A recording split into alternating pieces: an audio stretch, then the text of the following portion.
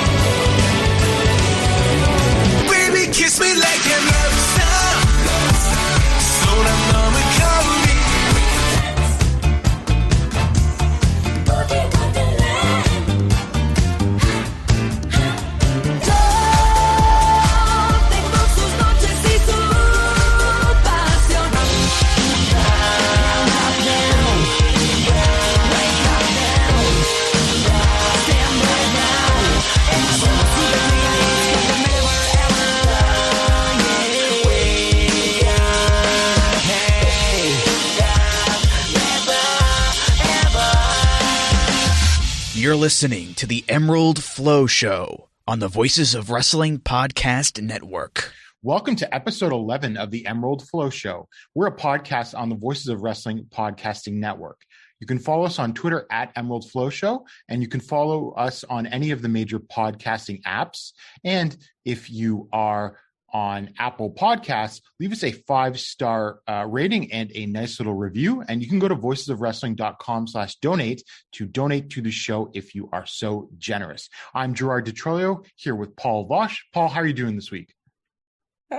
Doing pretty good. I'm actually not coming to you from my normal location of Berlin. I've actually gone back to my hometown for a couple of days to go to the dentist and visit my mother. So I'm coming to you from a nice sunny day. Well, I'm celebrating a day off as well, which makes it even better.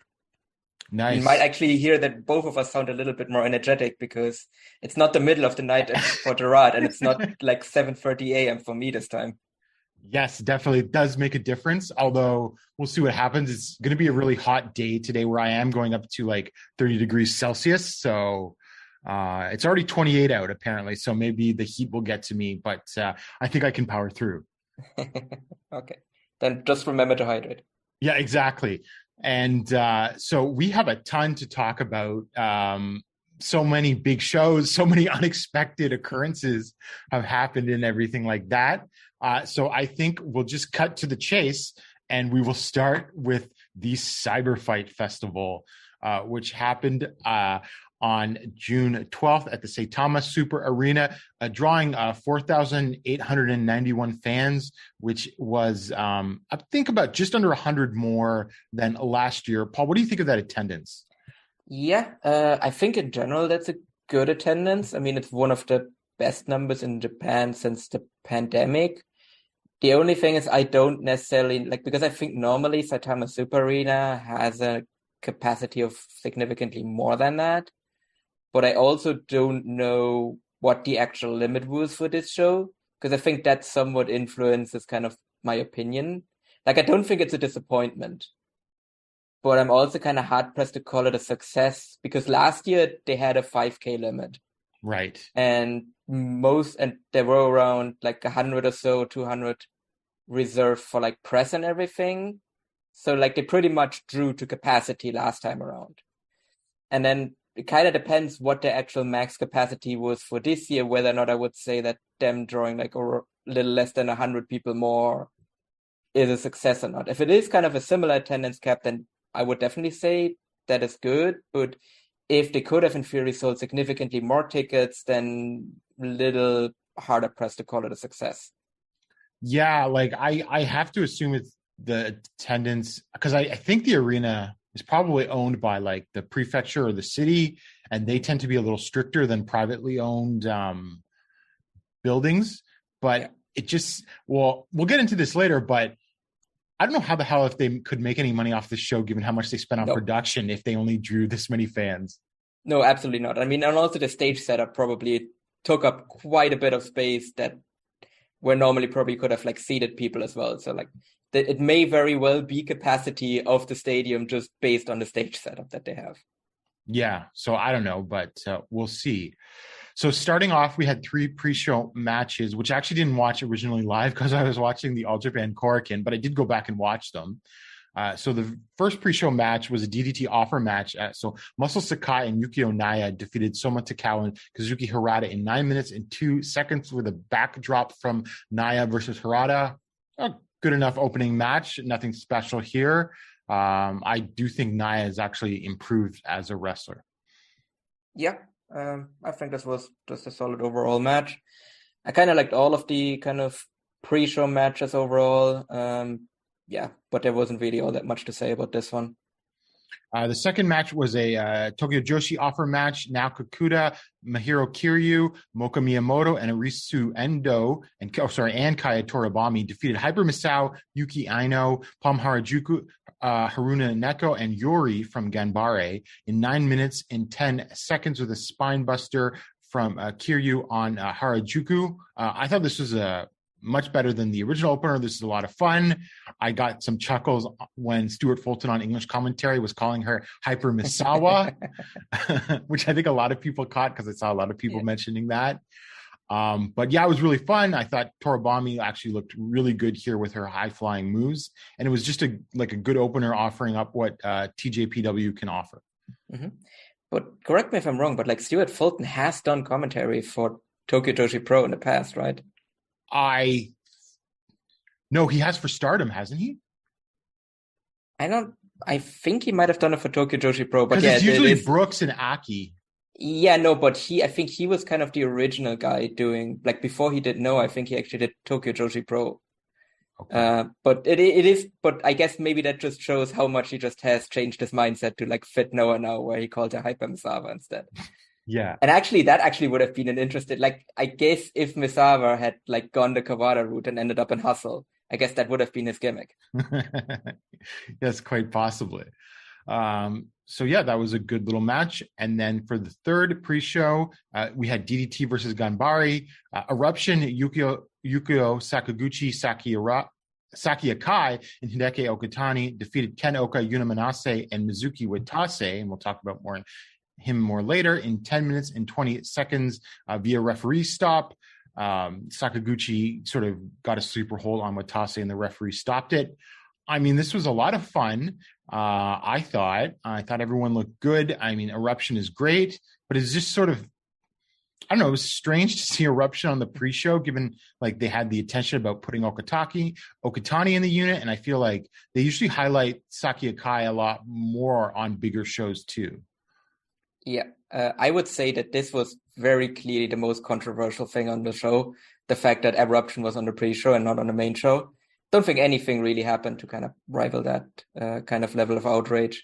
Definitely the most controversial thing. Definitely. No, but seriously, like I really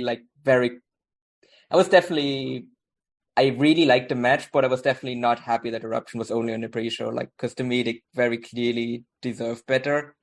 I mean, it was a very packed card anyway. So I kind of to some degree get it, where they kind of got the quote-unquote main event spot on the pre-show. But I still would have liked to see them be in a more prominent spot on a show that is like of this magnitude as well. So, can you imagine? I think aside from that was good. If they had been at the top half of the card, can you imagine the entrance they would have gotten? Oh God, yeah, they would have come up with a crazy like Saki Akai also would have come up with a crazy costume as well. Absolutely, like would have been worth it just for that. Like they probably would have put like Sakaguchi in like a samurai outfit as well. Yeah, definitely. Yeah, because to open the show, I guess because we're there now, like as soon as I tuned in, when I switched over from AGPW TV to Wrestle Universe, first thing I see is like a bunch of drummers and like Shenshiro Takagi in full samurai gear. Yeah, that was really just kind of the first taste of what was to come later. And it's the thing is like we had that, but that wasn't even like that I wouldn't even put that in the top 10 of like the craziest stuff they did on the show in terms of production. Yeah, definitely.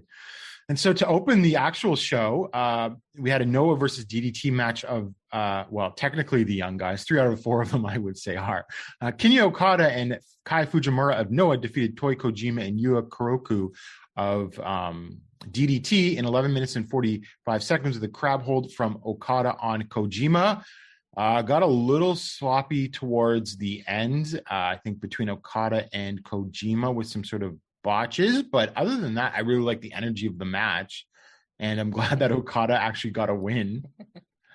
I like this. I think more than some people, but I guess it just comes down to how much the botches in sort of context that they happen bother you, and they didn't really bother me that much. No, I think that's fine for like a young boy match. Like they are still. I mean, Okada's a little bit older than the rest, but like they are generally just still somewhat unexperienced. So I think sometimes like that will just happen because they're just kind of lacking that experience. No, I think otherwise there was like a good fiery opener, kind of what you expected there. I was kind of afraid that they were going to go kind of the draw route as well, but I was happy to see that Okada actually got the win here as well, and also started off the what was to come as well between Noah and DDT as well in terms of results. Yes. And so then we had a Tokyo Joshi offer match, 1-1 million Miyu Yamashita and Maki Ito, plus Juria Nagano defeated Hikari Noa, Suzume, and Yuki Arai in 10 minutes and 54 seconds with a skull kick from Yamashita on Suzume. This was, I thought, pretty good, actually. I saw some people who just thought it was a sort of average. I don't know. I thought all of the women, they got to sort of show off their spots, sort of do some character work. I will say, I think they sort of hid Nagano a bit in this match because I think she technically has the least experience of anyone in this match, even though they're clearly like setting her up to be a big star, although the work has a long way to go. Yeah, I think she definitely shows potential. I guess, I mean, to be fair, Tokyo Joshi can often be a promotion that books very conservatively, so it's kind of refreshing that they are giving someone like this strong of a push kind of right away when they probably aren't quite ready yet. Like, it's definitely risky, but obviously if it works, I think it's gonna pay off in a big way. Otherwise, I mean, I thought the match overall, it was fine. It wasn't anything special. I mean, it's the second match on the show, technically, if we're going by main card. So I don't think you can really approach a match like that with like super high expectations. Right. But I think, yeah, as I said, kind of everyone just kind of got their signature spots across, which I think is really all you need from a match like this on a show this big. Yep, definitely.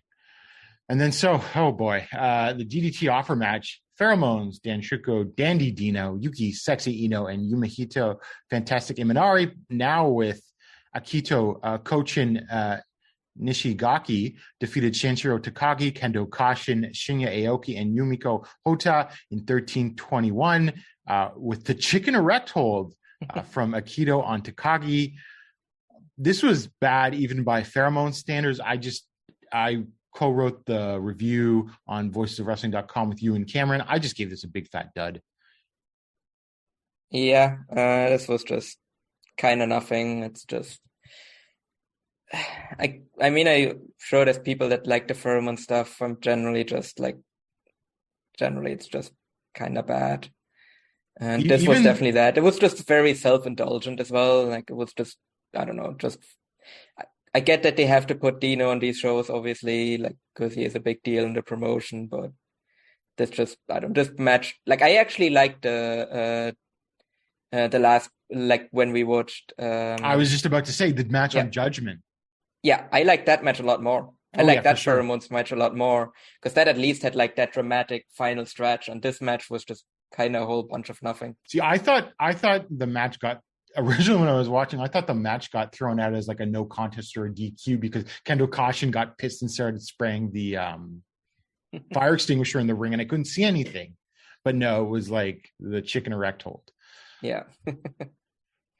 I mean, I guess at least there was a good of use of Kendo Kashin if they have to put him on the show. Although it is a little weird that he is what is labeled as a DDT offer match when he's not a DDT guy. But yeah. Well, whatever. Neither is Hoda. Yeah, true. Though I sort of dug it before the match really fell apart for me when she was kicking the shit out of Pheromones. I thought that was cool. Yeah. No, generally, like what I will give to Pheromones, that like when it is actually time for them to kind of sell, they are generally pretty good at that. Yeah, they're good at getting the shit kicked out of them for sure. Yeah, but that's about it. Next match, one of the ones that I was looking forward to was the Princess of Princess title contendership 4-way match. And Rika Tatsumi defeated Mizuki, Yuki Kamafuku, and Miyu Watanabe in 9 minutes and 37 seconds with a missile hip attack off the top rope from Rika onto Miyu. I correctly predicted the winner. I thought, given Tokyo Joshi's conservative booking patterns, that friend of the show, Rika Tatsumi, won the match. Somewhat surprised that she pinned her tag team partner. I thought actually Miyu actually was the star of the match, just doing her sort of spectacular power moves. And Kamafuku, who's the weakest worker in this match, they sort of kept her involvement to a minimum. It was your standard 4-way, like 2 women in the ring, then a couple get knocked out, whatever. This may be not quite as spectacular that some of these women could have actually pulled off with some more time, but I thought it was like a solid 3.5 star match. Do you think Rika has a chance of winning the title? Actually, I do. Yeah. Just because, unless they just do they go back to Yamashita again, or do they have Ito? Well, no, Ito's still international princess, but if you keep the belt on Shoko, do you basically save her, for Ito getting her big title win? I don't know if that's who you sort of want to put in that position. I don't know. I mean, yeah, it's just, as I said, at the top of the card, Tokyo Joshi is just so conservative, where it just feels like there's just 4 people that are ever allowed to hold that title. It's Rika, Miyu, Shoko, and what's the semi-main here? It's Yuka. Yuka. Those are the only 4 people that are ever allowed to hold the title. Right.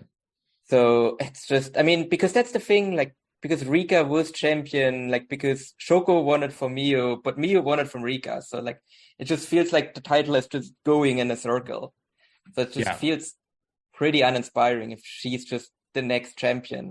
I think it's kind of time for Tokyo Joshi to start elevating someone else, because it just feels very stale at the top of the card at the moment. So I obviously thought, going into this, ideal if you want to shake things up, you give Miyu the win here. Yeah. And then, but I just didn't suspect that was going to happen, because I didn't think they would put her in the main event of an Ota Ward gym show in July. Yeah. And so I was proven right, even though she was the standout in this match to me. Maybe if Rika actually wins the title, the fact that she actually pinned Miyu here is actually an indicator that might be a title feud.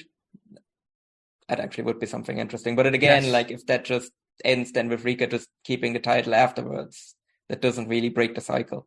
No. So I don't know, we'll see, but I'm actually sort of looking forward to that show in July now, especially with Willow Nightingale announced. Yeah, that's actually something I'm really curious about, because I think Willow Nightingale actually has a good chance of getting over as well. Yep. And I'm really curious, how much she's going to improve as a worker, because I think if she actually figures out how to properly work to her size, that's gonna get her over huge in Japan. I think, especially on the Tokyo Joshi roster, because she's just going to be significantly bigger than almost anyone else on the roster. Yeah. Well, I think she's already improved just watching her on AEW compared to what I saw a year or 2 ago of her on the indies. So I think she'll do well. I actually think she's a pretty good candidate to be International Princess Champion, to be honest with you. Yeah, that actually makes sense, because then she can kind of keep feuding with Ito as well if she goes back to the US and back and forth. Yeah. It can actually do that. It could even do a International Princess title match on Dynamite or something. That'll probably be on Dark Elevation. Yes. I was trying to be optimistic here. Rampage if you're lucky. So then after that, we had another Noah offer match. Michael Elgin, Rene Dupree, Hijo Dale, Dr. Wagner Jr., Simon Gotch, and Timothy Thatcher defeated Takashi Sugera, Kazuki Fujita, Masa Kitamiya, Daiki Inaba, and Shuhei Taniguchi in 14 minutes and 1 second when Elgin pinned Inaba, of all people, with the Elgin bomb. I thought this was actually pretty good. It was sort of like a sprint, everyone getting their shit in. I like the sequences between Thatcher and Fujita a lot. Somewhat surprised that it was Inaba taking the fall and not Taniguchi. I still think they must be sort of protecting Taniguchi for something. Maybe he's in the N1. Solid match. Obviously, though, Elgin gets the win, which means, obviously he's going to continue to get pushed, obviously, so be worried about that. But I know, Paul, you are the much bigger Timothy Thatcher fan than I am, so I will give the floor to you. What do you think of him in the company so far? I think he's going to be a very good fit, actually. I do have to give credit as well to DNMT from the Discord, who actually did figure it out before Thatcher debuted. We actually went in and did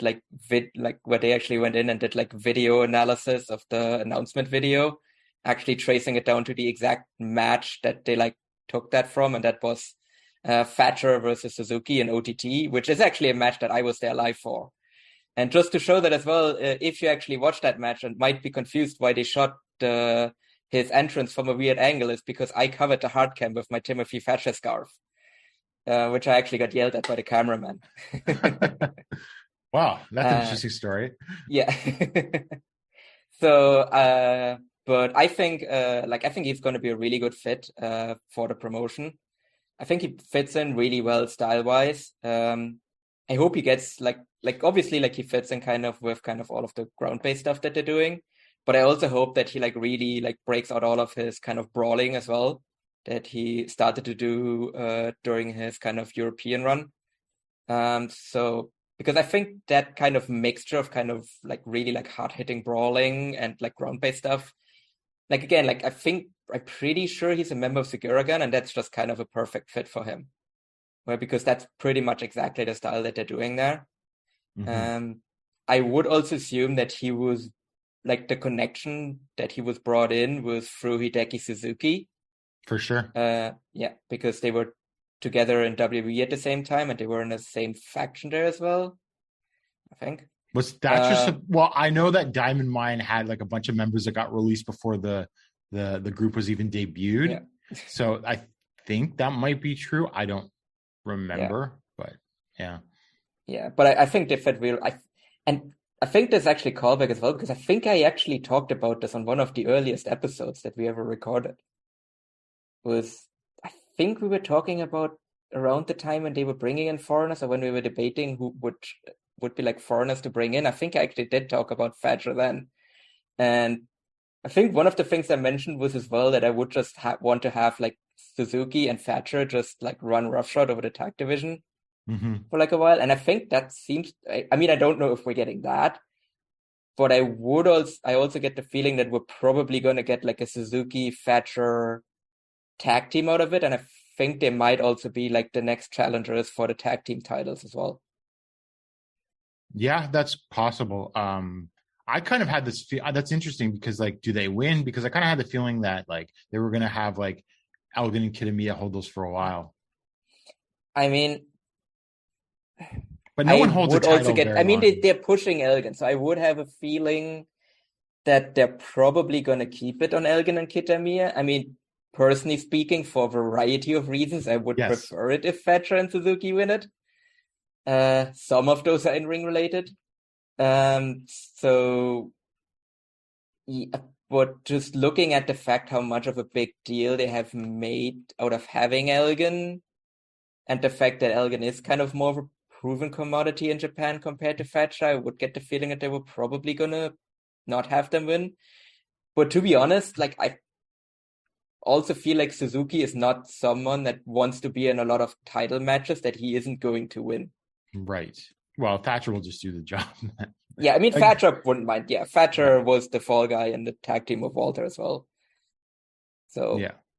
but again, like you also want to establish Thatcher properly. So I would definitely be like, I would probably be like 60-40 Elgin and Kitamiya retaining if they actually do book that tag match relatively soon. If they book it not now, but maybe like after the N1, then I would definitely say that they have a very good chance of winning a title stand. Yeah. Well, I mean, since he's Hideki's boy, Thatcher will be protected. Yeah. No, definitely. I'm actually wondering if that means he is going to be in the N1 as well. I would assume so. I would but bet. We don't know how long this run is. Like we kind of know the original batch, kind of what their kind of length of run is basically, or of the original one, but we don't actually know how long this Thatcher run is going to be. Right. Well, I mean, he hasn't really been anywhere else, right? So Yeah, he might be around for a bit. He has done some like US indie stuff, but yeah, he hasn't really popped anywhere as a regular. So like I wouldn't be surprised if he just kind of homesteads in Noah for a while. Yeah. And then another Noah offer match, the wild team of Rob Van Dam, Hayata, and Yoshinari Ogawa defeated Kaito Kiyomiya, Daisuke. No, you actually skipped over the. Oh, sorry. DDT offer match, which I feel bad now because I love this match. Harashima, Naomi Yoshimura, Chris Brooks, and Masahiro Takanashi defeated Yuki Ueno, Shunma Kachamada, Mao, and Asuka in 14:29 when Harashima pinned Katsumata after Sumato. I love this match. I think it's up there for the best match of the show. It was like just a really good depiction of like the DDT style because it was like fast paced, high flying, but you know, it was comedy done well because everyone here is a pretty good wrestler. I know people have their thoughts about Mao and Katsumata at times, but everyone worked hard. It was a lot of fun. And I thought Ueno and Asuka looked incredible here and like why, you know, people talk about them as being two of the best in the world. Mm-hmm.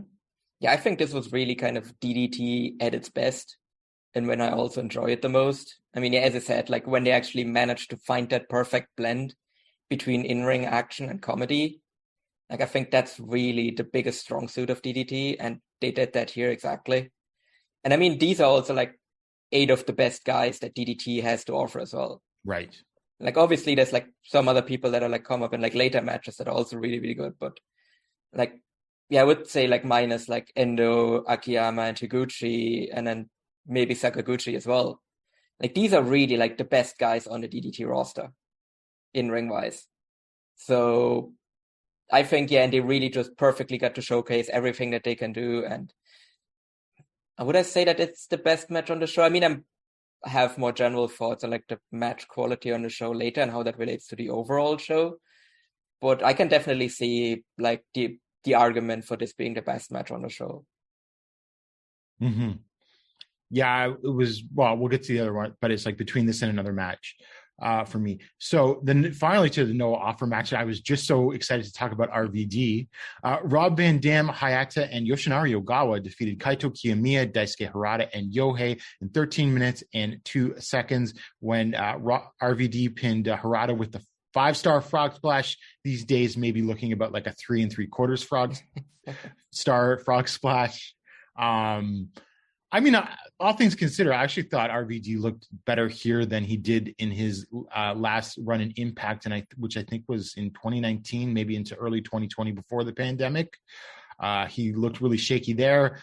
RVD is obviously moving slower, but he still managed to hit all of his signature spots, like the Rolling Thunder and like the kick to the back of the head from the apron with the guy draped across the guardrail. Like, so he didn't look like he was struggling by any means, just a lot slower. And it was fun for what it was, I thought. Pinning Harada over Yohei was somewhat surprising. And after the match in RVD's backstage presser, he was confronted by Nosawa. And it sounds like they're going to do a hardcore match in July at the Budokan. And that's just purely Nosawa living out all of his fantasies. Yeah, that is the most ego booking I've ever seen anyone done ever. Like that is even more self-indulgent than someone putting the title on. Neil Mascaris was unavailable, so he's going with RVD. I mean, but hey, kudos to him. I mean, look, it's not like it's like a main event or anything like that. So you might as well just go for it and be like, oh, you're available for this state right now and you want to have a hardcore match against myself, which is something I've always wanted, sure, let's do it. So I can't even really fault him for that. I mean, I definitely went into this match with not very high expectations for RVD, and he definitely exceeded those. I mean, as you said, like he definitely was able to hit all of his signature spots. Obviously, he's not as mobile and agile as he was 20 years ago, but he did look significantly better than he has done in previous years. So I guess it actually helped him. He was training some hard. time off. It looked like it. Yeah. Like he definitely seemed motivated. Like this is the most motivated I've seen RVD in like 15 years maybe. Which is saying something about RVD, but I think that definitely helped this match. Like I actually thought this match was a lot of fun. Like I don't think it was like a great match or anything like that, but it was really good for what it was. And I would actually say that RVD was not the worst guy on his team, which I somewhat expected going in. Yeah. And like I said, he'll be back in July and he's going to be a semi-regular.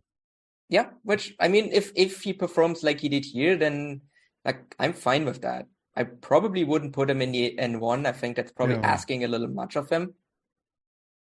But if he just kind of pops in for like these kind of big shows and has matches like this, then yeah, I'm fine with that. Mm-hmm. Yeah, it'll be interesting. I mean, I guess he's supposed to be like trying to get foreigners to buy Wrestle Universe. That's his role, right? Yeah. So is he going to get $300K for that? I guess. I don't know. Yeah. Anyway, was that in dollars or was that in yen? I thought it was in dollars, but because 300,000 yen is $3,000. That's not bad though. Yeah, that's not. I mean, 300K is just kind of definitely work. Yeah.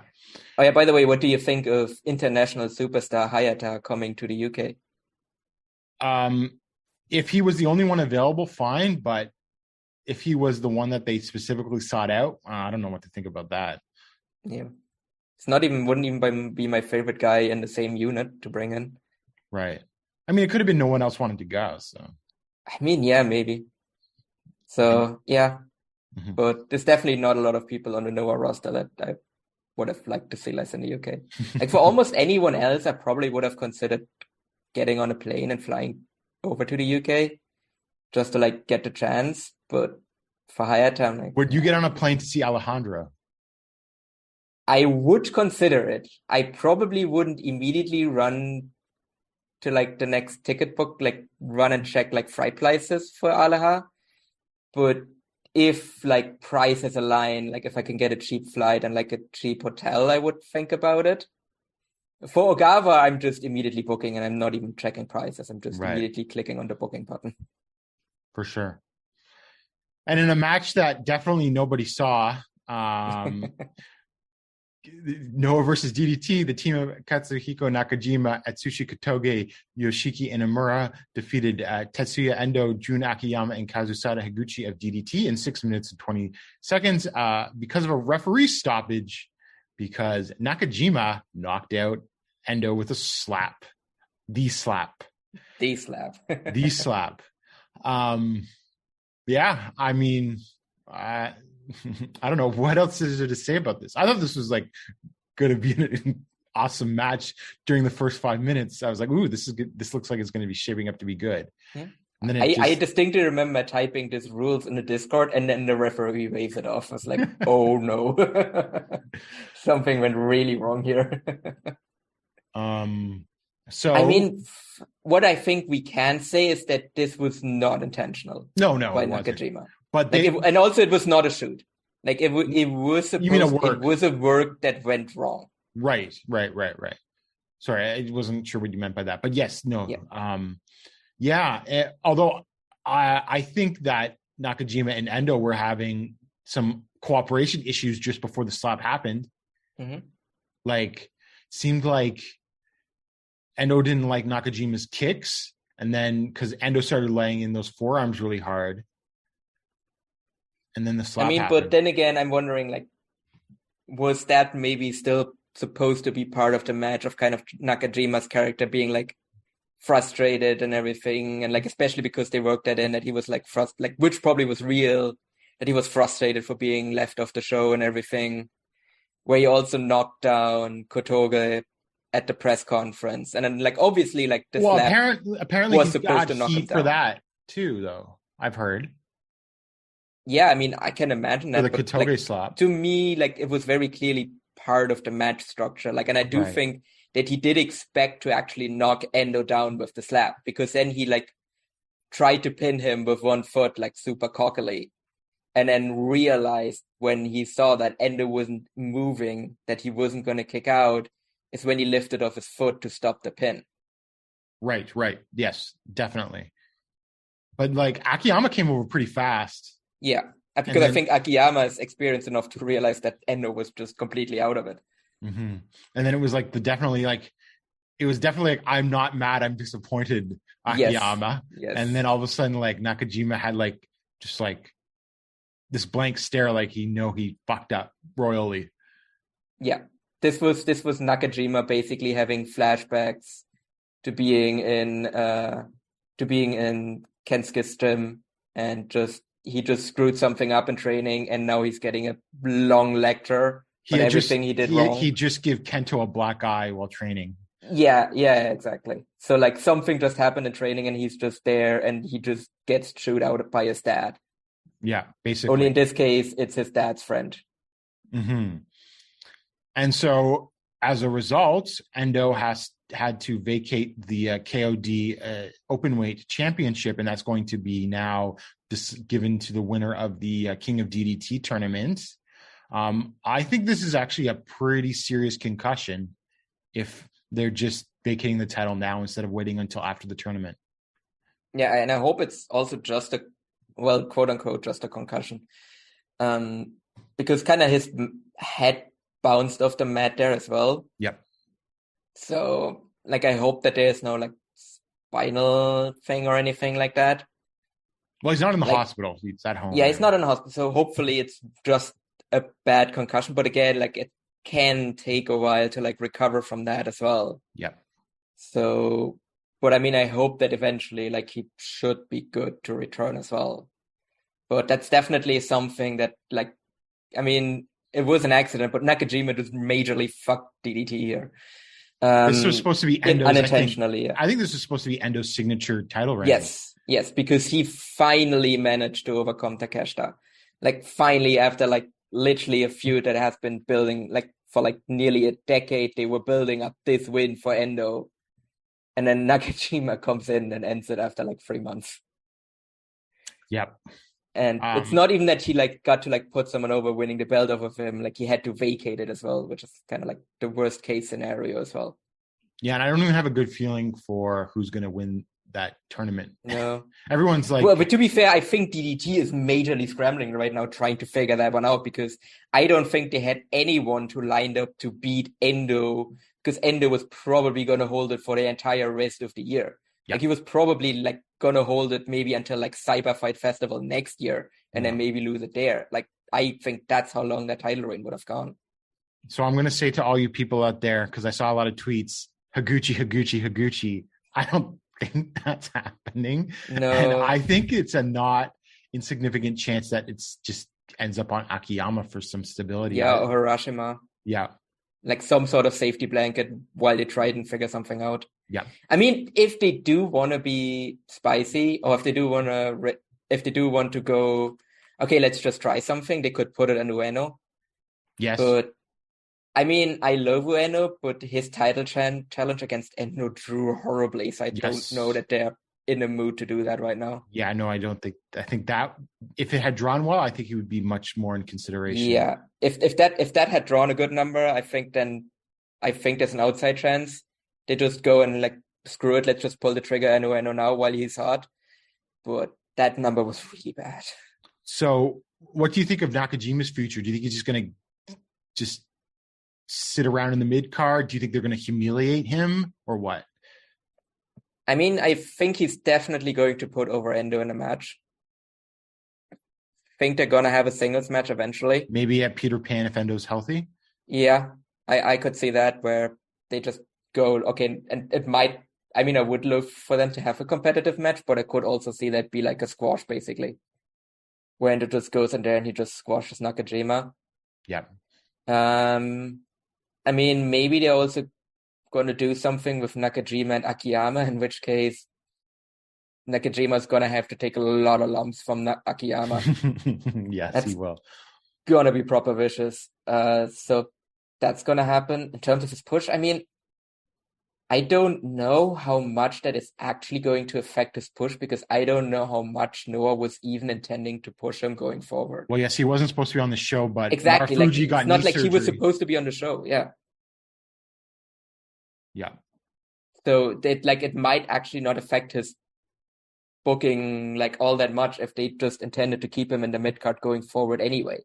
Like maybe that just kind of solidified it. Yeah.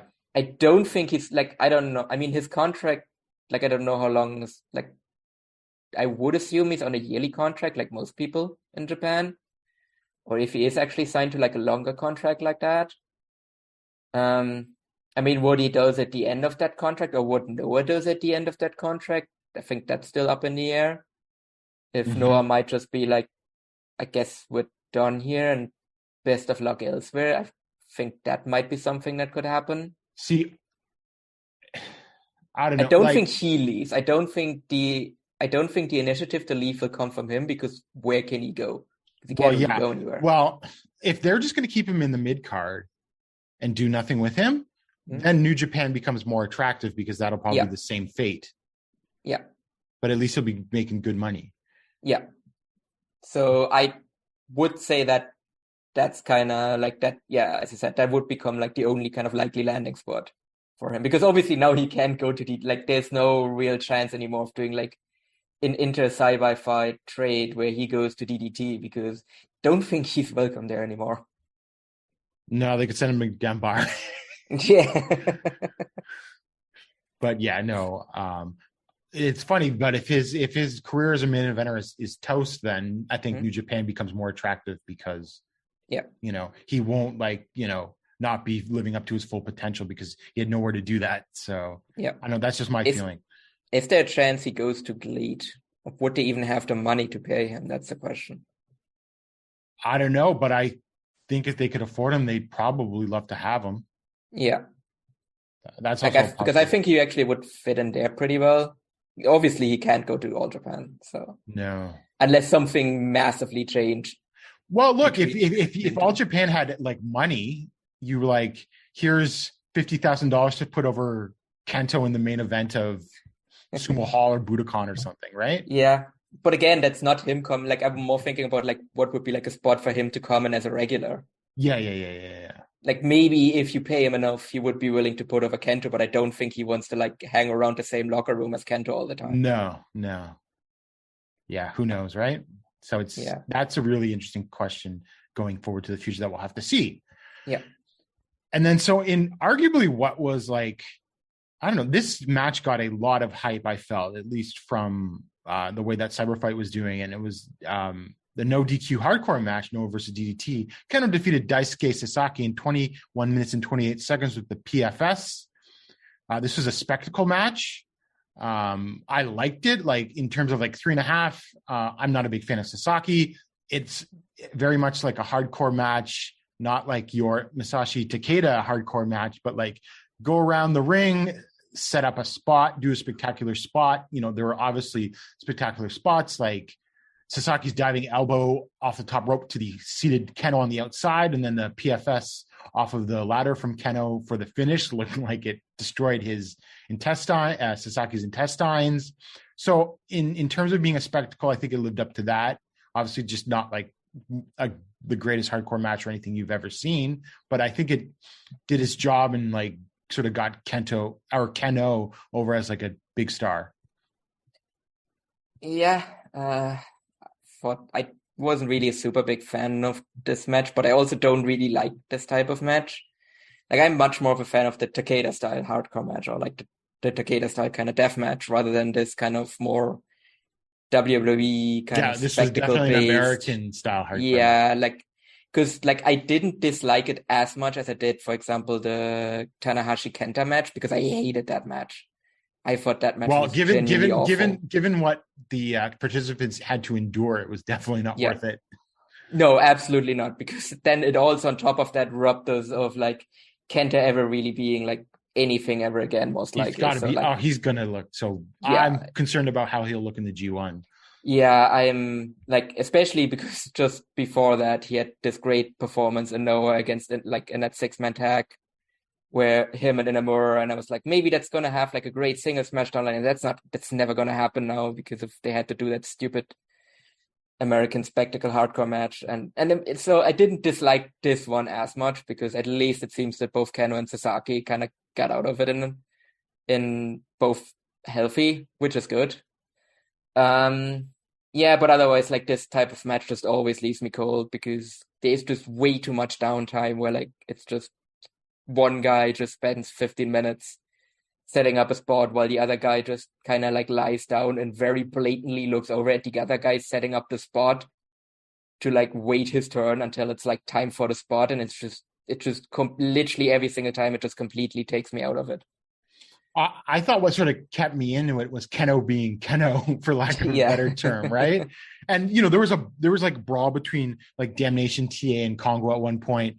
Masakatsu Funaki did the ride the bike down the ramp spot, although he missed and ended up hitting Manabu Soya with the bike. That was my favorite part of the match. That was like not even close. That was like very easily like my favorite part of the match was Masakatsu fucking Funaki on a bike. The only way that could have been better if the bike had been on fire. Yes. So no, yeah, Keno teased the flaming kick, but yes, I was disappointed it didn't do that. That probably then I probably would have been a bit more positive on it. But yeah, I mean, maybe I liked it about as much as I can like this type of match because I just don't like this type of match. Yeah, exactly.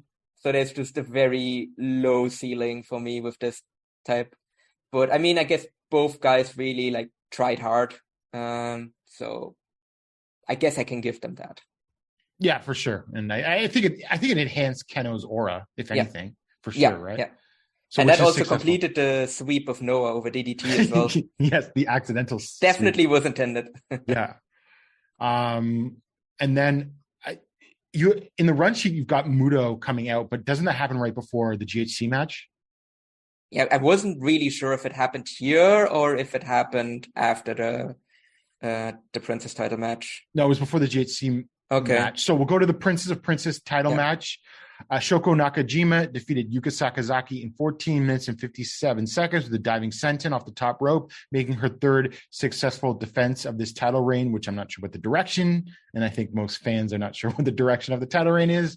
I thought this was pretty good, but not quite like just a notch below like super recommended. Like I went 3 3/4 on it.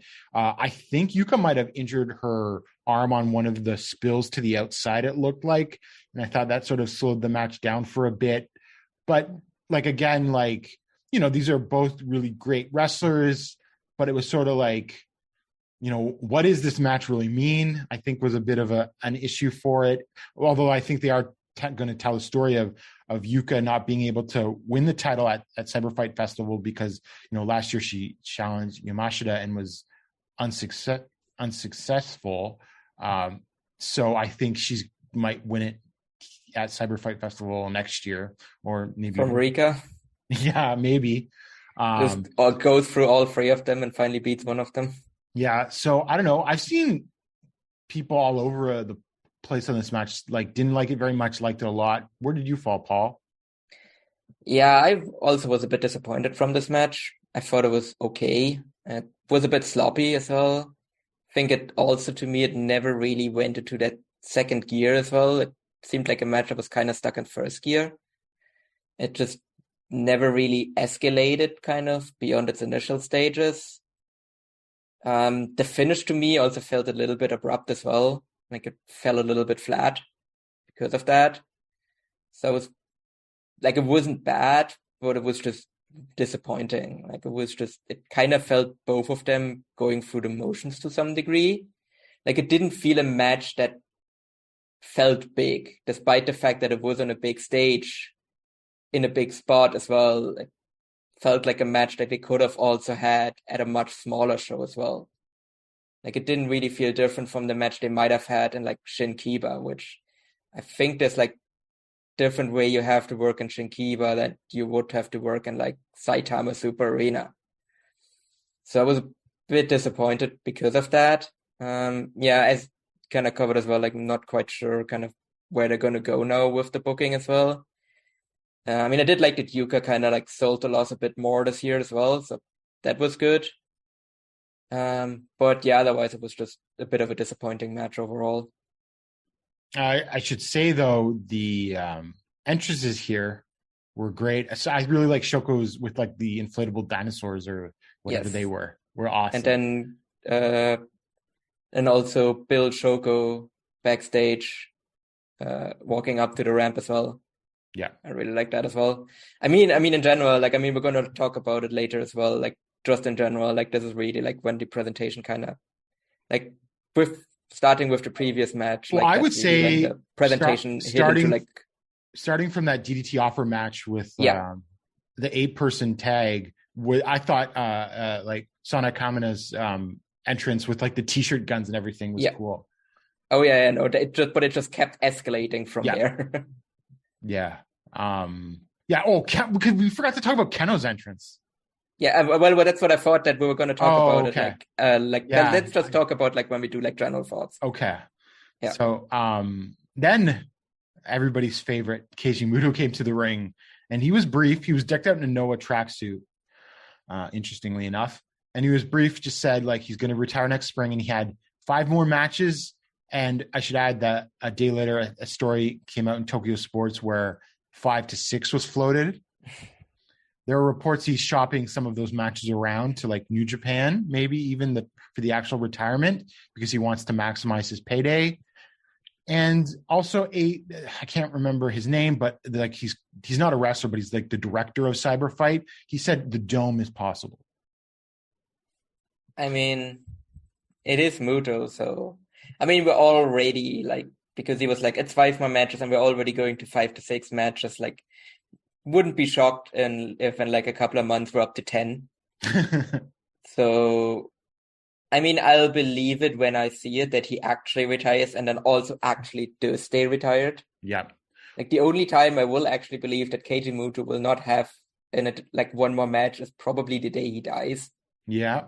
So the thing was, back when his hip injury happened, like he gave this interview very defiant, talking about his doctors being like, well, I'm not going to listen to the doctors, I'm going to listen to me.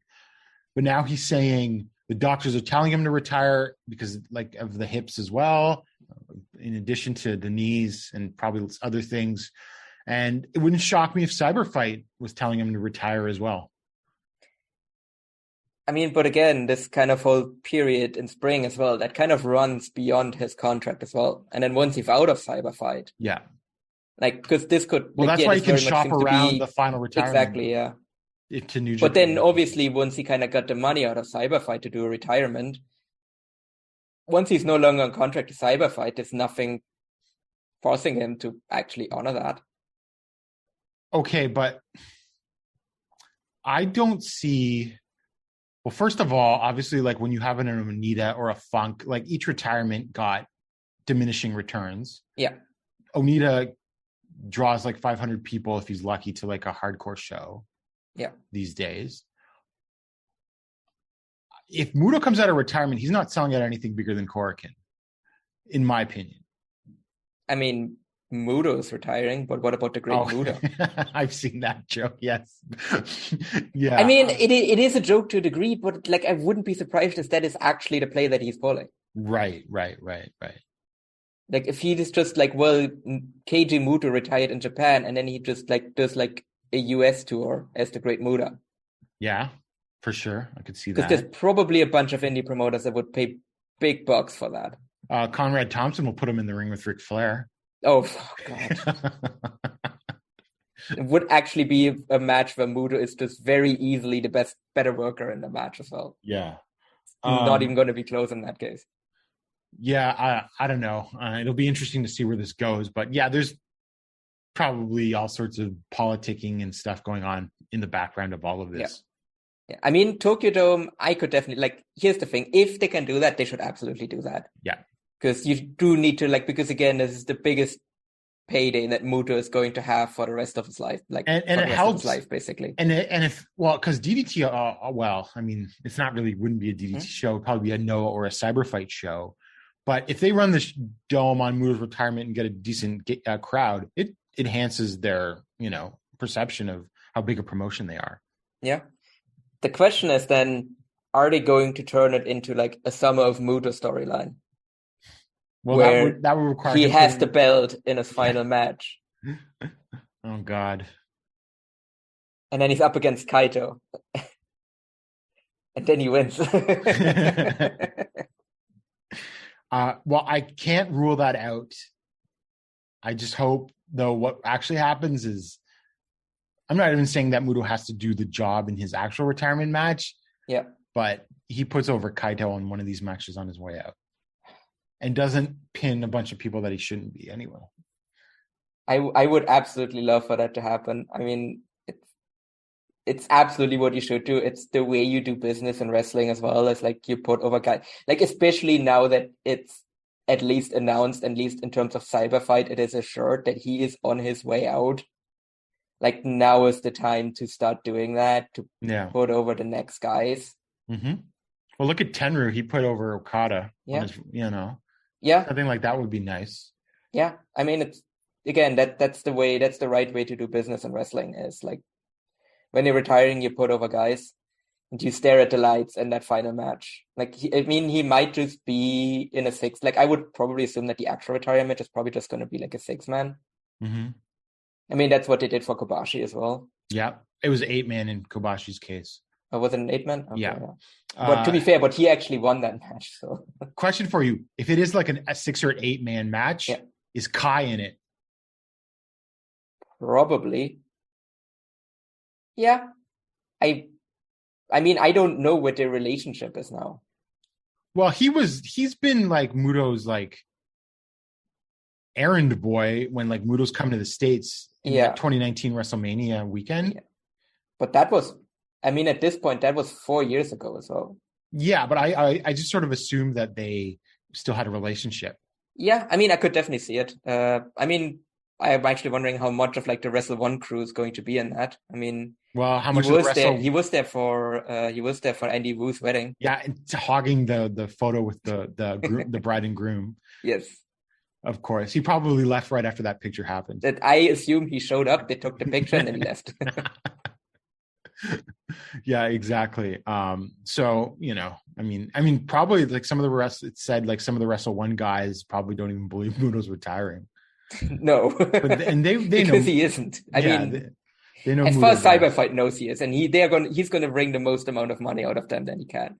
And they're probably going to do a major, like I said, they should run Tokyo Dome because they can pop a really big house for that. Mm-hmm. But then I'm still not very confident that it's actually going to stick for like a long time after that. I'm sure we will be back in future episodes to laugh at what Muto is up to next. If Muto does actually do the big retirement show, and then 3 months later runs like Karkin on like the big Great Muda show or like the Keiji Muto return show, then we're definitely gonna like find a way to review that one as well. Oh, definitely, for sure. And then to our main event for the GHC Heavyweight Championship, Satoshi Kojima defeated Go Shiozaki in 21 minutes and 11 seconds with the Western Lariat. Go failed on his first title defense after winning it in the vacant title. I hate shit like this in title histories. It just makes it look bad. Personally, I don't know. And Kojima joins Keiji Muto in a very elite club to be a GHC champion, IWGP champion, Triple Crown champion, and can't forget, NWA World's Heavyweight champion. Yeah, but Kojima is actually better than him. Oh, because he was also MLW World Champion as well, which is not something that Keiji Muto can say. No, he can't. So who is the real Grand Slam champion here? Obviously, that means Muto's gonna fly over, beat Hammerstone. Yep, I think it's still Hammerstone. Yeah. Okay, beats Hammerstone for the title. I mean, or Hammerstone can come to Noah. He's done that before. Yeah. And then they're gonna do like title for title.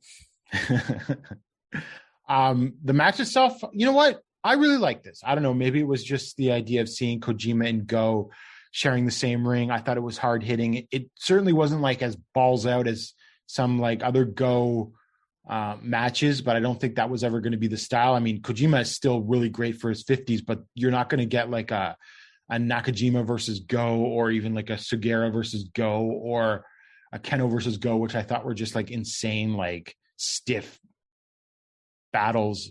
But I don't know. I really like this. I think I was a little higher than most people. I went 4.25. It was just a lot of yeah, this feels like an epic main event with, some limitations. So I don't know. It got me on that level, I guess. Yeah, for me, I didn't think it was like a match of the year contender or anything like that. It was a solid defense. I think it was a good match overall. It was definitely one of the best matches on the show. Yeah, for me, it's really between this and the DDT 8-man. Yeah. Between for like best match of the show. Instead, like it was a really good kind of hard-hitting title defense. I thought the match had kind of an outside chance of being like a match of the year contender. And as I said, it didn't quite get to that for me. It still overall delivered. I would have maybe liked Go's reign to go a little bit longer, but it was also more likely than not for me that like Kojima was going to win it as well. Because why else, like, especially like if Kojima's actually going to stick around, why else would you bring in Kojima and then just have him lose to Shiozaki immediately? Like, I'm not sure Kojima would agree to that. Like, you probably have to offer him something substantial. Right. For him to come in. So makes sense that he wins the title here. What do you think kind of what Kojima's run is going to be kind of going forward with the title? Like, do you think he's like setting up for like a lengthy title reign, or is this also going to be a short reign? Like, I don't know. So I feel like if you're doing Keno versus Kojima in the Budokan after Keno feels hot right now, like you got to kind of have Keno win. Yeah. But at the same time, I feel like they're probably paying Kojima a decent amount of money to lure him over, even though he's technically on loan. And they're doing this whole storyline where Kazuyuki Fujita's like working his way up from like opening matches, and like apparently he's been like setting up the ring and stuff before shows, like a young boy. Yeah. So like I feel like he's like on the radar of coming up soon. So I could just see like Kojima holding it for a couple of months and then losing it to Fujita. I could see Keno winning it. Like, I don't have a good feel. I could see Kojima losing it to whoever wins the N1. Yeah. So I don't know right now. Like, I know maybe it's Noah, so you can like predict the worst, but I don't really have a great handle on it. Like, honestly, I would just, if I were presented a scenario where like, okay, I got to put it on Kojima because that's part of the agreement, and you'll know he'll do business. I would just have Keno beat him for it, to be honest. Yeah. I mean, what I'm wondering maybe, because I would assume that Kojima's New Japan contract runs until kind of around the time of the Tokyo Dome show. Yep. So if they maybe, like, because this feels like a soft jump where he is just he's going to sign with Noah once his New Japan contract expires, where you might want to have him hold the belt when he announces that he signed.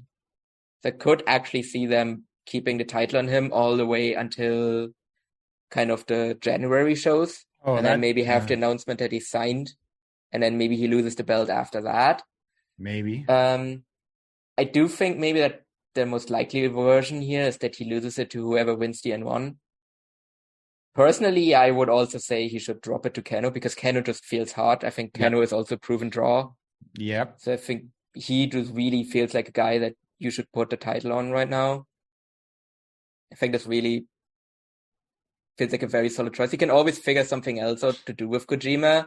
I think him just being there, like, is that you can do something meaningful with him without really needing the title. But it would also still feel very weird to have two failed first defenses as well. Well, I mean, it's par for the course with Noah these days. All the titles are hot potatoes, all of them. Yeah, I mean, to some degree, I mean, it is also the fact that like whoever's the next champion is the 40th champion. So like that's a round number. So I don't know if that's something that factors in for them when they're booking. Mm-hmm. Yeah, I don't know. It is something very like to get a really good grasp on, because we also don't know how long-term this kind of plan was, because obviously like this was not supposed to be Go Shiozaki versus Kojima. Right. It was supposed to be Fujita versus Kojima, I guess. And then would have Kojima beaten Fujita? Wasn't the plan supposed to be Fujita versus Muto at the Budokan? At the Budokan, yeah, and I think at that point Muto would have been national champion and they would have done title for title. Yeah.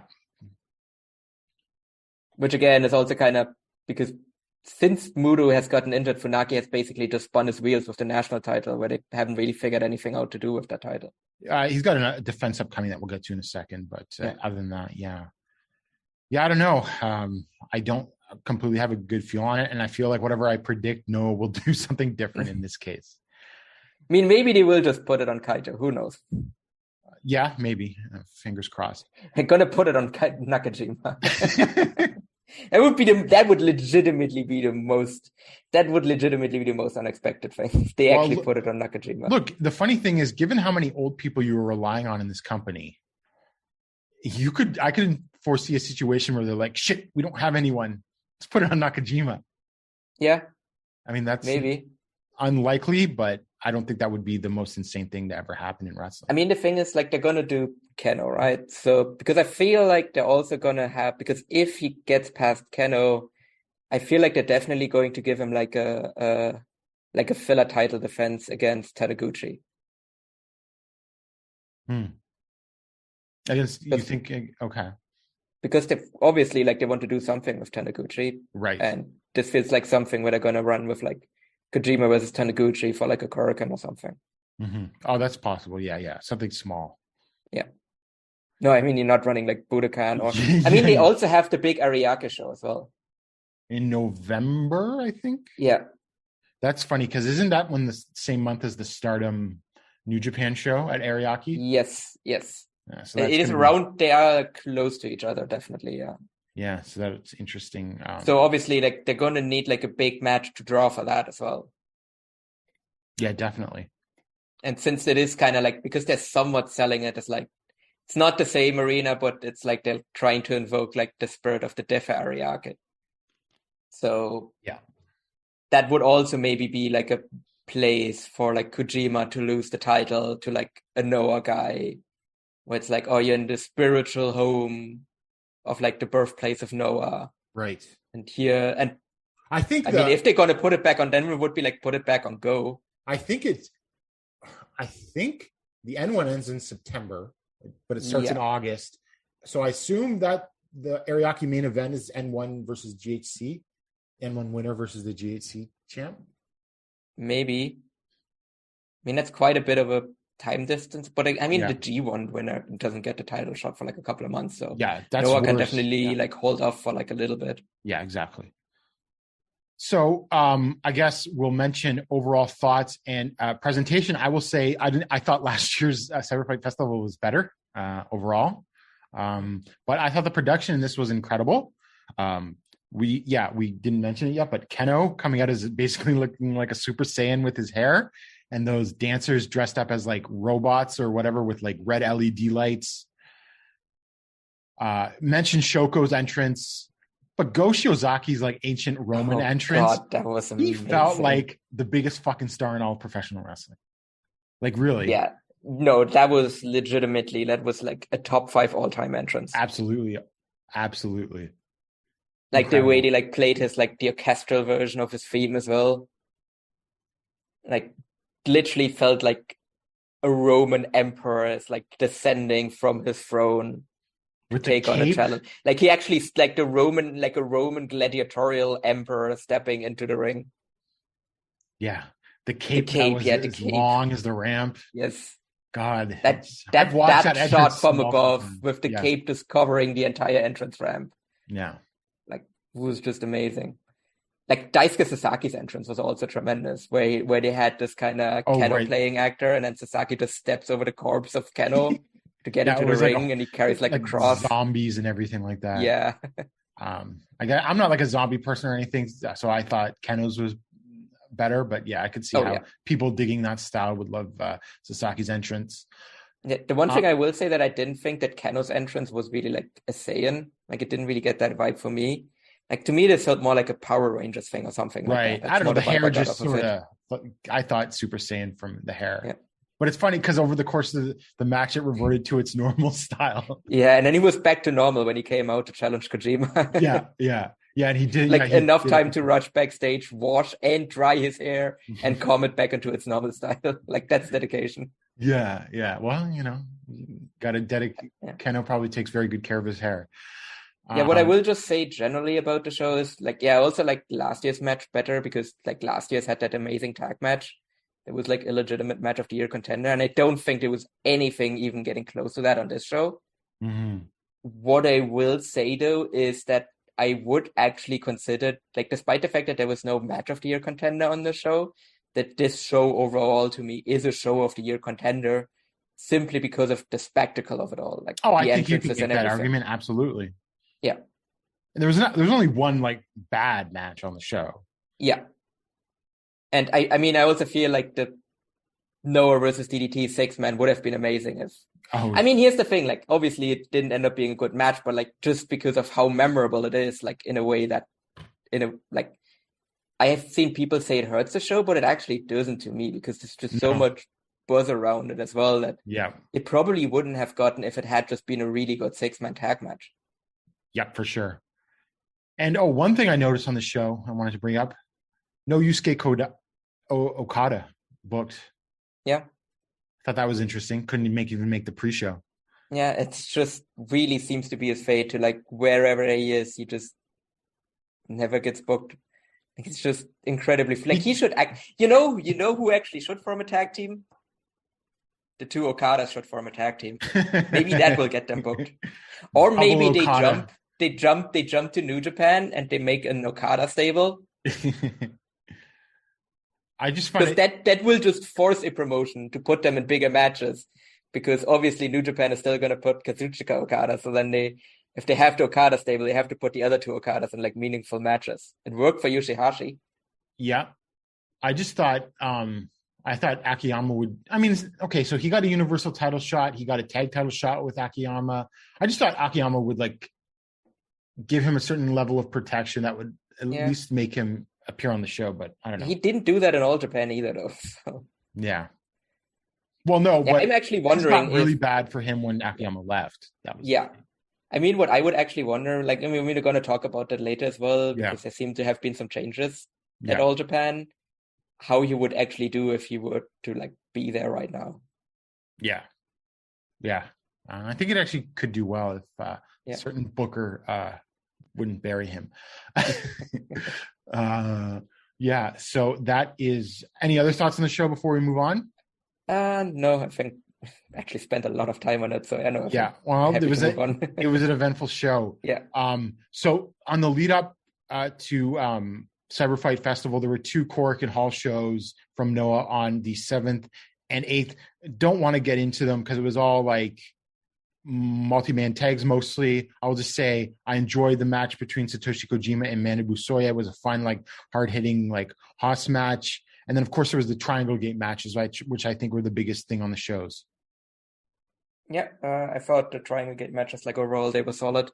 But like we're gonna get into like a bit more of like all of that when we preview the upcoming shows. Yeah. So on the 7th, it was Yoshinari Ogawa, Seki Yoshioka, and Yuya Susumu defeating Eita, Kotaro Suzuki, and Nosawa Rongai in 12 minutes with a buzzsaw kick from Yoshioka on Nosawa. So they won the titles, became the 79th Open the Triangle Gate champions. And then the next night, Daisuke Harada, Atsushi Kotoge, and Yohei defeated Yoshinari Ogawa, Seki Yoshioka, and Yuya Susumu in 14:04 with the Katayama German suplex from Harada on Yoshioka for the title switch, and they've become the 80th Open the Triangle Gate champions. Paul, Yohei should have won that match with a monkey flip.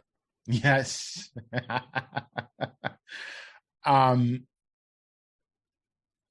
I like the second Triangle Gate match better.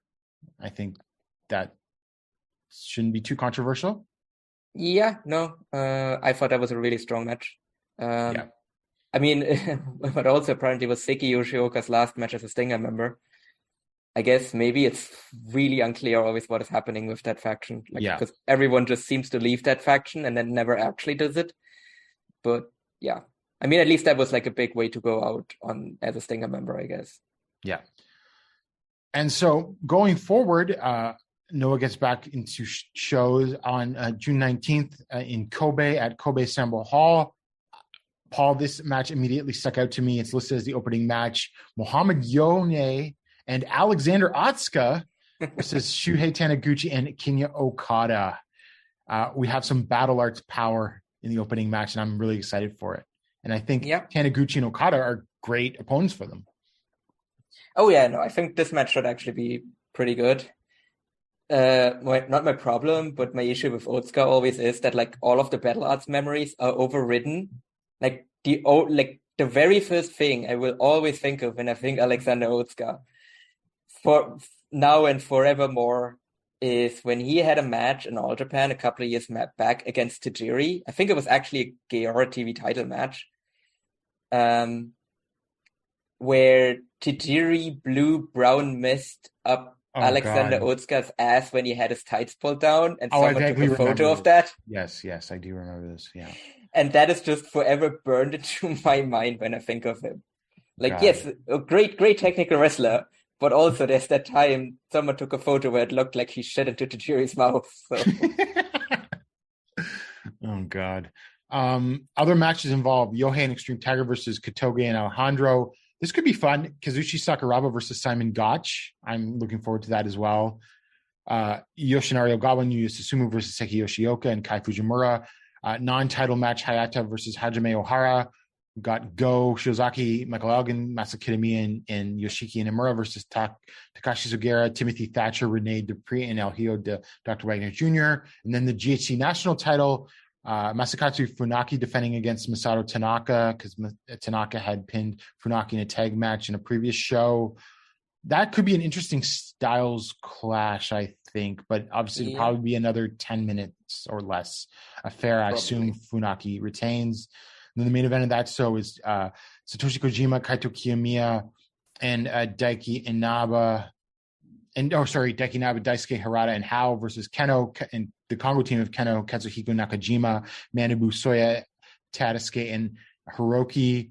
And then an innovation show on the 23rd at Yokohama Radiant Hall, Extreme Tiger and Alejandro versus Shuji Kondo and Hiroki, Yoshinari Ogawa versus Kai Fujimura, which should be a lot of fun, Yuya Susumu versus Seki Yoshioka, another Open the Triangle Gate match where it will be Harada, Katoge, and Yohei facing Nosawa, Eita, and Kotaro Suzuki. And this one is interesting. A Noah banishment match, Hao versus Tadasuke. And I don't know what's going on here. This is sort of out of the blue. Paul, I know in the show notes you have potential landing spots for either man, but let me ask you this. Could this be a setup to a Stagger Lee / Midnight Rider angle? That could also be the case. So that seems like that either of them is going to go under a mask. Noah booking this, right? Someone's going under a mask. I would assume if someone goes under a mask, it's Hao. Probably, yeah, because Tadasuke actually said that like he didn't want to have a hair match because he likes his hair too much, so he doesn't want to put it on the line. That's why they're booking this stipulation instead. Maybe that's actually a thing. I hadn't actually thought of that angle because to me it's like, could this be a thing where like I would hate to see him leave, but if Tadasuke actually goes back to Osaka Pro. Yeah, that's possible. He might be finishing up and he's going back to Osaka Pro as well. Because that's really kind of the only reason why like all of a sudden they're kind of booking this like loser leaves Noah match.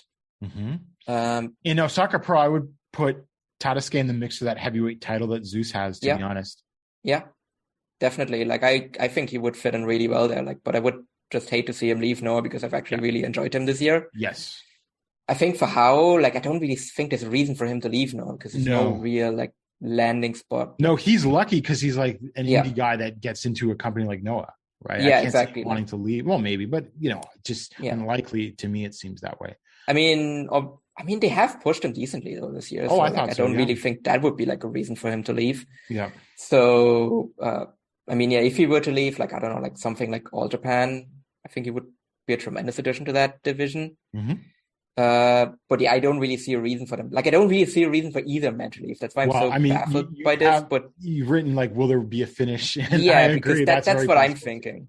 Where like there is just going to be like Congo interference, and then there's just going to be like just a fucked finish. Yep. And that's how they get out of it. Absolutely.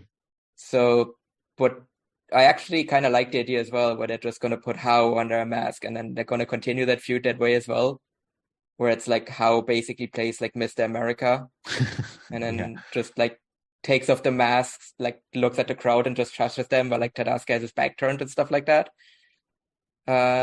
So I think those are like really kind of the options. Like either there is no finish, there is kind of a Midnight Rider angle, or I would say Tadasuke loses, because I just don't see a reason at all for Hao to lose. Because at least with Tadasuke, there's like the off chance he wants to go back to Osaka Pro, but I just don't see that as like it's just very weird. Yeah. And then the only other thing, the main event is for the GHC Junior Heavyweight title, Hayata versus Hajime Ohara. I assume Hayata retains. This is like the one time I'm actually cheering for Hayata. Definitely. Regardless of everything else about Ohara, they don't book him like that anyway. No. Right. No. Like he's more or less the lowest guy in Congo. And so, that's certainly one thing that takes less bad attention off of Noah by just keeping him hidden in the undercard. The one thing Noah definitely does not need is more controversial champions. Yes. And so the only other thing to note, announced beyond that, is at the Budokan on July 16th, Kojima versus Keno. And so, Paul, before we move over into All Japan, I have a quick new segment for you, and I'm going to call it Cheers and Jeers, where for cheers, I congratulate someone for a major accomplishment. And for jeers, I sort of say, put someone down for being stupid. So I say cheers to Filthy Tom Lawler for making it into the G1 climax. He has worked very hard, and he certainly deserves it for all of the hard work he's done as New Japan Strong Openweight Champion. Paul, do you think you know who's getting the jeers? I think I know where this is going. Yes, okay. Is this about a certain large Korean man? Yes. Jeers to Jake Lee for making an absolute fool of himself for not getting into the G1 climax by constantly trying to say, I should be in the G1 climax. I want to be in the G1 climax. And continuing this is that he's still talking about facing Tanahashi in the media. I mean, maybe that's something they have planned for the anniversary show, which is really being generous. Maybe, I thought about that, but the G1 stuff still makes him look like a geek, even if he does face Tanahashi. Yes, it does. You just kind of need to stop at some point. And now this definitely better pay off, because he just looks like a double geek if he then also doesn't face Tanahashi ever. Yeah. At some point you just kind of have to stop shooting your own angles. You just have to realize, look, we'll talk about someone else in the company who's not that into you. It's funny because we're going to talk about someone else in All Japan who was running their own angles to great success.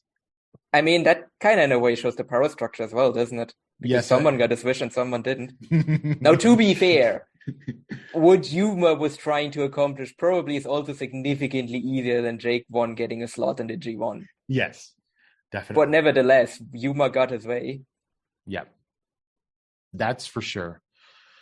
So I guess maybe cheers to Yuma Aoyagi. I mean, we're going to talk about it later, but yes, also cheers to he Yuma. shot his own angle and managed to turn that into a work. And a hot angle too. Yeah. And got a lot of attention. And so on June 6th, there was a show at Shin Yuri Gaoka 21 Hall. Not going to go through every match, but in the Gaora TV title match, in a three-way, Izanagi defeated Shigehiro Irie and Black Menso Ray in 8 minutes exactly.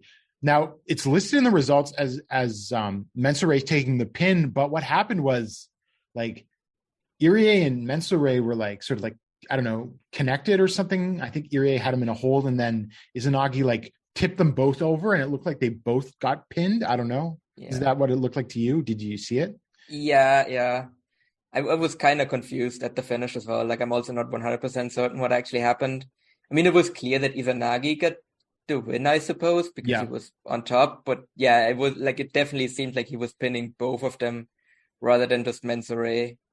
So I guess Porolov in this case just, not to be fair, I do think they probably listed it like that on the All Japan website. They did, yeah. So yeah. Some protecting. It was definitely a weird finish. Like, not quite, because I actually really liked Irie's title reigns. I'm not happy that it ended in this kind of comedy way. I also very much expected it to. Yeah, I very much expected it to go on after this as well. Like when this match was booked, I was like, he's just gonna like, it's gonna be like a quick way for him to like, maybe he's gonna pin like both of them. Didn't expect Izanagi to get a double pin here, but yeah, I don't know. Like, I'm not even sure what they're gonna do with this Izanagi title reign. Like this, like it just comes out of nowhere as well, because they didn't really do anything with Izanagi. The direction that they're immediately going in, which is also very interesting. Like, I actually had a feeling that they would like, but I guess that's always been a problem with the Gerard TV title. Anytime it seems like they're doing something with it, they're just dragging it right back down to comedy status. And it's so interesting because I thought Izanagi was just doing nothing, and like he was going to leave. I said that on the show. It's like Izanagi's taking a lot of falls. He's not doing anything. There's no purple haze anymore. Like, would it shock me if he left All Japan? Yeah. You know, but no, he's now he's the champion. So yeah. Semi-main event, which I liked, so I'll just mention it. Suwama and Minoru Tanaka brackets defeated Hikaru Sato and Dan Tamura in 13 minutes and 7 seconds when Suwama pinned Tamura with the backdrop. I thought this was good. They're just beating the shit out of Dan as well. Yeah, but it makes us so sympathetic. It's a good way to get Dan over, if you ask me. Yes, that's actually exactly what I thought when I was watching this, where it actually feels like so far the Suwama heel turn actually has been an interesting way of elevating Dan.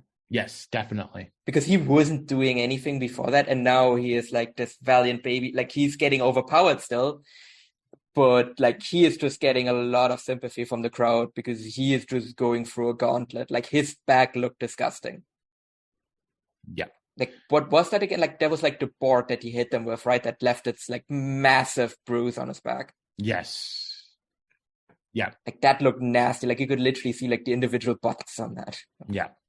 And then in the main event, I'll talk about the angle in a second, but it was Jake Lee and Yuma Aoyagi. It was called the Triple Crown Skirmish. Their reluctant team defeated Kento Miyahara and Atsuki Aoyagi in 19 minutes and 10 seconds when Yuma pinned Atsuki after the Fool. I thought this was really great. A great build to the title match, and Atsuki looked incredible. He's like almost like the MVP workhorse of these shows recently. I thought just awesome stuff from him and built up the match well. So go out of your way to see this match, because before the match, and Paul, this show started at 5:30 a.m. my time. So I was sleeping when the show started because I thought, okay, I'll watch it later. It looks fun. The main event looks great. Paul, I wake up and I'm freaking out, Paul, because this is like the moment that I've been waiting for and I never thought would happen after December. And I'm punching the air and everything. Paul, my favorite wrestler in the whole entire world, Naoya Nomura, has come back to All Japan. Yes. And he's Mizuki here to stay, Watase. question mark? Well, yeah, we'll get to that. But he came in because also, Paul, has Yuma set a very bad precedent of cyberbullying and what it can accomplish? I mean, and that just after Japan passed the cyberbullying laws. I know. So yeah, to be fair, like I would definitely say, like, when they started this out and Yuma, like, this was very much, it felt like Yuma just kind of doing his own thing. And then at some point, I guess him and Nomura just had a long chat, and something definitely changed here. Something changed between December and now. Yeah, for sure.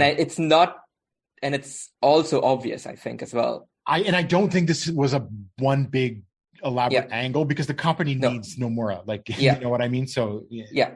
And I don't just mean that something changed for Nomura. I think also something changed within the company. Yeah. Because Nomura left, and then there were the reports that like Yuma Aoyagi had like spoken up and like voiced some like he was in the grievances. media talking about it. Yeah. Yes, exactly. And since then, him and Atsuki haven't gotten a shitload of merch. He's won the Champion Carnival, and the booking style has changed as well. So either there's some new voice in the booking room, and I don't know if that is you more, if that is someone else, or someone in that booking room has significantly changed their style as well, or gotten significantly more like sway within the booking room, because like it really kind of since the end of the Champion Carnival, they've basically pressed this like massive reset button. And it's just like, that's when they started doing like these constant angles and just also like really trying to like elevate like more the young guys as well, like putting them in like prominent spots and everything. Yeah. Because it probably wouldn't have been that long ago where like this match, for example, it would have been like Jake Lee and Suwama versus Kento and Yuma instead. Yeah. Instead of being Jake Lee and Yuma versus Kenta and Atsuki. Or Dan being in the semi-main, or Hokuto and Hayato getting a singles match on the show. Like, that's not how they booked previously.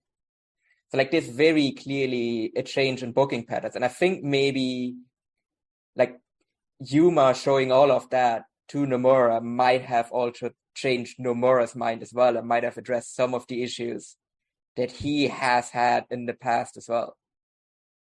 Yeah. Well, which is sort of interesting because Nomura never really got hit by the bad booking during the pandemic because he was injured the whole time. And he to be fair, I mean, he personally wasn't, but like he was like a member of Jin, which was a very promising stable that went nowhere. Well, that's sure in part because of his injury. In part because of his injury. Yes. But yes, obviously there's been changes, and it's probably, well, perhaps the fact that a certain person in DDT did not seem to have given a phone call to Nomura might have something to do with that. Well, I don't know what actually happened, but the fact that Nomura didn't pop up in anything bigger than Ganbare seems to me a sort of sign of maybe why he has shown up in All Japan. Yeah, I would definitely say so. But I mean, he was kind of off for a year, so I'm sure he probably put out feelers like before he came back from injury. Because he probably like he obviously knew that he wasn't going to extend his contract. So I don't know if at that time maybe people were like at least telling him that maybe they're interested, and that's why he decided. But then those offers never materialized after he left. Right. So it could really be a combination that like offers that he thought might have been coming his way never came. Yeah. But also that there seems to have been a change in All Japan that might, because again, this happened so quickly. Yeah. Like that's the thing as well, maybe because if Nomura is like, well, okay, didn't happen within 6 months, but maybe I'm just going to keep working. And then maybe if nothing happens by the new year, I can consider coming back to All Japan. But the fact that it happened this quickly, like that tells me that it's not just him getting good offers is why he's coming back. Because he probably could have held out for like a couple of more months, holding out hope that maybe he does get an offer, or he gets a DDT offer. And DDT could use an extra body right now. Yeah. Well, to be fair, maybe now DDT is like, hey, Nomura, you want to come in now? So maybe that might have changed his mind. Maybe they're going to change their mind now, but maybe. But I mean, if I'm, well, I mean, obviously Naoya Nomura is obviously going to have a higher ceiling than Yusuke Okada, but it could still give him pause. Yeah. I mean, maybe, because obviously, like, when Okada was having, like, universal title matches, that DDT probably seems like an attractive landing space. And then when Burning formed with Akiyama, he was like, I mean, he's probably going to get a spot in Burning if he actually went to DDT. Yeah. But the fact that Okada hasn't done anything at all pretty much since then. Yeah. Probably was also like, well, I'm not, like, how am I actually going to get booked better in DDT? He'll be taking the falls in tag title matches, teaming with Akiyama. Yeah. You know, that's what I could see of Nomura if he'd went there. I mean, we're speculating that this means Nomura is actually back permanent. Like, this might also just be like a one-off for the anniversary show, and then he's going to DDT after that. Yeah, I mean, yeah, I can't. I got it because I want to get so excited in that, but I know that I shouldn't. But it just seems to me strange that like if he's not in GT yet, why isn't he yet? Right? Yeah, I mean, the only thing for me is like, is this going to lead to a Yuma Aoyagi Naoya Nomura singles match? Yes. Well, I don't know when at the anniversary. Oh yeah, because that means Yuma isn't in a title match on the 8th anniversary. Right. Well, I think we can get into some of those scenarios in a second.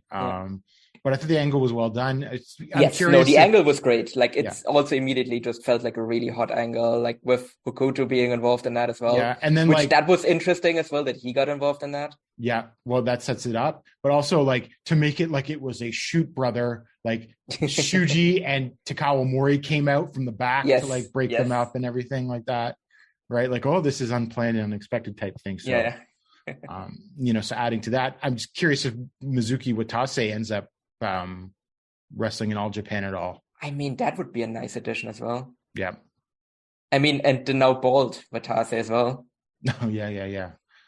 So, so that was the big thing coming out of that show, which, was a great moment for me. I can't tell you how happy I am. The best thing to happen in wrestling for me in a long time, honestly. Like, I really hope this is just him permanently coming back to All Japan. It felt weird when he left, when he came back from injury. He will get the he's probably guaranteed. Maybe they will hold something against him for leaving, but I still think his highest ceiling is still probably in this company of anywhere else. And I mean, look, as someone that actually like left a company in my shoot job and then came back after like 2 months, like there's no shame in actually admitting that maybe you thought the grass was greener on the other side, and then just actually the other side didn't turn out to be so good, and then you just come back. Right. And like I found like a really great new arrangement with my job as well. So like sometimes like people like sometimes you just come back and like everyone is like, let bygones be bygones, and let's just get back on track. I'm sure like especially the fact if you come back this quickly as well. Yeah, well, I'm sure Yuma wants bygones to be bygones, I think. Yes. And if he actually does have like more influence in the booking room now, like I don't know if that's a fact. Like I just like it just definitely feels there's like a younger voice there now. Or there might be him, maybe it's someone else, but they're at least listening to him and his ideas. Yes, like he definitely is like a major player in the promotion that has influence at the very least. Because they are fucked if the Aoyagis leave. Yes, especially now that they're selling all of their merch. Yeah. Have you seen that? Oh yeah, that new Yuma shirt looks great as well. Oh yeah, the Fool like tarot card style, and then like the Aoyagi brothers skincare products. That seems to be a really big thing now. Yeah, and I need to get some next time in Japan. I guess, Paul, this ties into what we're talking about. Do you think Koji Iwamoto comes back in January after his quote unquote hiatus or sabbatical? After if there's been changes? If there have been changes, yeah, maybe. Actually, I had completely forgotten about Iwamoto. I mean, he has kind of opened his own gym now, right? Right. So, I mean, it depends maybe how well that's going, if he's willing to like come back full time. I mean, he has actually stuck true to just not wrestling in that year, because I actually thought this might just be a play for him to like jump somewhere. Well, he's technically contracted, I believe. Yeah. But maybe if there actually have been changes, then maybe he is also willing to come back. And maybe they are actually willing to make him like a proper heavyweight and actually push him as a heavyweight now as well. Yeah. Because I think that was his main issue, was that they were just kind of keeping him on the undercard as a heavyweight, and he didn't really want to be like a junior anymore. Yeah. Yeah. So, yeah, we'll see that. That sort of, my mind was like, well, if the company's changing, maybe some people that had previously left might be open to returning type thing. Yeah. I mean, maybe just briefly while we're talking about new merch, did you see Jake Lee's prostate exam shirt? I did. Smell the glove. It's just a shirt that says something about like madness or king of madness, or I don't know. And it's like his like red glove like pointing up in the air. I don't know. Yes. Like a prostate exam glove or something. Yes. Yeah. From a doctor. Oh God. Yeah. I don't know. Jake. Oh my God. He more than anyone seems to have lost quite a bit of stock recently. It's funny because I think he's actually been doing pretty well in the ring recently, but just the things around him with the G1 and the merch designs are not. And it also seems to be people passing him by in the promotion as well. Like, especially if Nomura's actually back proper, like he's probably blow right past Jake. So like he's like at best number 4. Yeah. And like he's probably still behind Suwama, so then he would be like number 5. Yeah. Well, I don't know. Yeah, like, I guess he then still ahead of Ashino? Maybe. Like then he's already down to 6th. We'll see. Yeah. Well, I think we'll get a better idea after the Oda Ward Gym show, actually. Yeah. So, and then on June 12th, just before Cyberfight Festival, there was a Korakuen Hall show that drew 999 fans, which I thought was a pretty damn good number for them, considering what the show was. But that one guy that probably stood in front of Korakuen Hall and then didn't decide to go, like, shame on you. Could have gotten to 1,000. Yeah. Still their highest attendance since the pandemic began in Korakuen Hall. So I think that's just a sign of momentum for the company. And then especially because it was more or less a nothing show. Like, it was a good show, but there was nothing, like, there was no like big title match on the show. Yeah. So the first round 6-man tournament, Takuya Nomura, Fuminori Abe, and Kosuke Sato of Big Japan defeated Hikaru Sato, Dan Tama, and Ryo Inoue in 7 minutes and 45 seconds. The crab hold from Nomura on Inoue. Great match, but I can't rave about it because I thought it should have been in like 5 minutes longer. It would have been incredible. It's like one of those matches. It's like, that's it? I was definitely very impressed by the match as well. I thought generally that Nomura Abe team, I mean, obviously that was super fun. Like, I mean, it's astronauts. How could it not be good? And then Sato, I think, was like great as kind of the underdog guy in there as well. I thought this was one of the best matches of, like, I thought the entire tournament was actually really good. Yes. But I was definitely like, this was like the perfect opener to me. Yeah. And then the other round 1 match, Yoshitatsu Tajiri and Black Menso Ray, like the team of geeks, defeated Takao Mori Arata from Just Tap Out and an ATM, who I think that's Carbal Ito in a new gimmick, right? I mean, is that a tongue-in-cheek gimmick? Because I was also like, he looks like Carbal Ito, but that also seems very on the nose that Carbal Ito now literally has the gimmick of being the ATM. So ATM is exactly what it sounds. It's a masked guy, and his like tights have like money bills on them, and he's got one of those money guns that shoot bills out of them.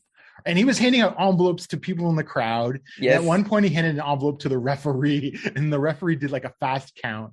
but I think it was Black Mensa managed to kick out before. Yeah. So, and that got a laugh from the crowd. So yeah, he's like the money. Yeah. He's literally the money man. It's literally the guy handing bills, handing out bills. Yeah. Like, it feels very, like, it's fun. So maybe he just doesn't want to do the Tope anymore. Yeah, exactly. Which, fair enough. You're 53 or something, so I get it.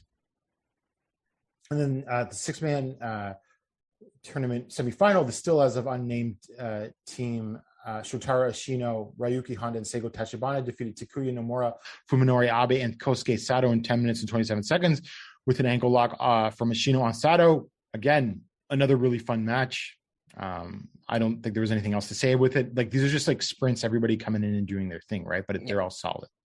Yeah, I think this one was actually my favorite match of the show. Oh, really? Okay. Yeah. No, not of the show. No, sorry, not of the show, but of the tournament. Okay. So, I thought this, it was just a really fun sprint. Also, like, everyone in the match, which really helps too. I thought it was just a great effort by everyone. In the other semifinal, T-Hawk Shigehiro Irie and Issei Onitsuka defeated Yoshitatsu Tajiri and Black Mensa in 10:04 with a cannonball from Irie on Mensa Ray. But just before, like, the corner cannonball that Irie does. But just before that, it was like T-Hawk and Onitsuka hit like a double night ride on Mensa Ray. This was like a 3.25 match. But I will just say that I thought Strong Hearts basically carried the other team to like a fun match, basically, right? This is an incredible carry job by Strong Hearts. Yeah. I mean, I think Tatsu Tajiri and like Mensa Ray did it well overall, but like there was a very clear gap and like in-ring ability in this match. And like, and obviously the Strong Hearts team is also just like more experienced working with each other. So that definitely helped them. But yeah, as I said, it was a really good carry job by them, and they managed to turn it into a fun match. And in the All Asia Tag Team Championship match, Hokuto Omori and Yusuke Kodama defeated Atsuki Aoyagi and Rising Hayato in 12 minutes, 11 seconds, with Omori pinned Hayato after the Muso Isen for their 5th successful defense. I thought this was a really good match. It could have been given a few more minutes, even like 15, 16 minutes. I think it would have still been even better. I was kind of surprised that Total Eclipse retained here. Yeah, I was very surprised with that booking as well. I didn't really expect it. I was like, especially because Aoyagi and Hayato actually had like a poll on Twitter on what their team name was going to be. Next Stars. Yeah, Next Stars, which, okay. But I mean, the fact that they have a team name now and everything kind of to me was like the tip off that they were going to win, but then they didn't. I guess maybe they want to keep Omori strong because he's going to have a match with Nomura. So do you think this is a foreshadowing to like Atsuki leaving Next Stream and joining back up with Yuma?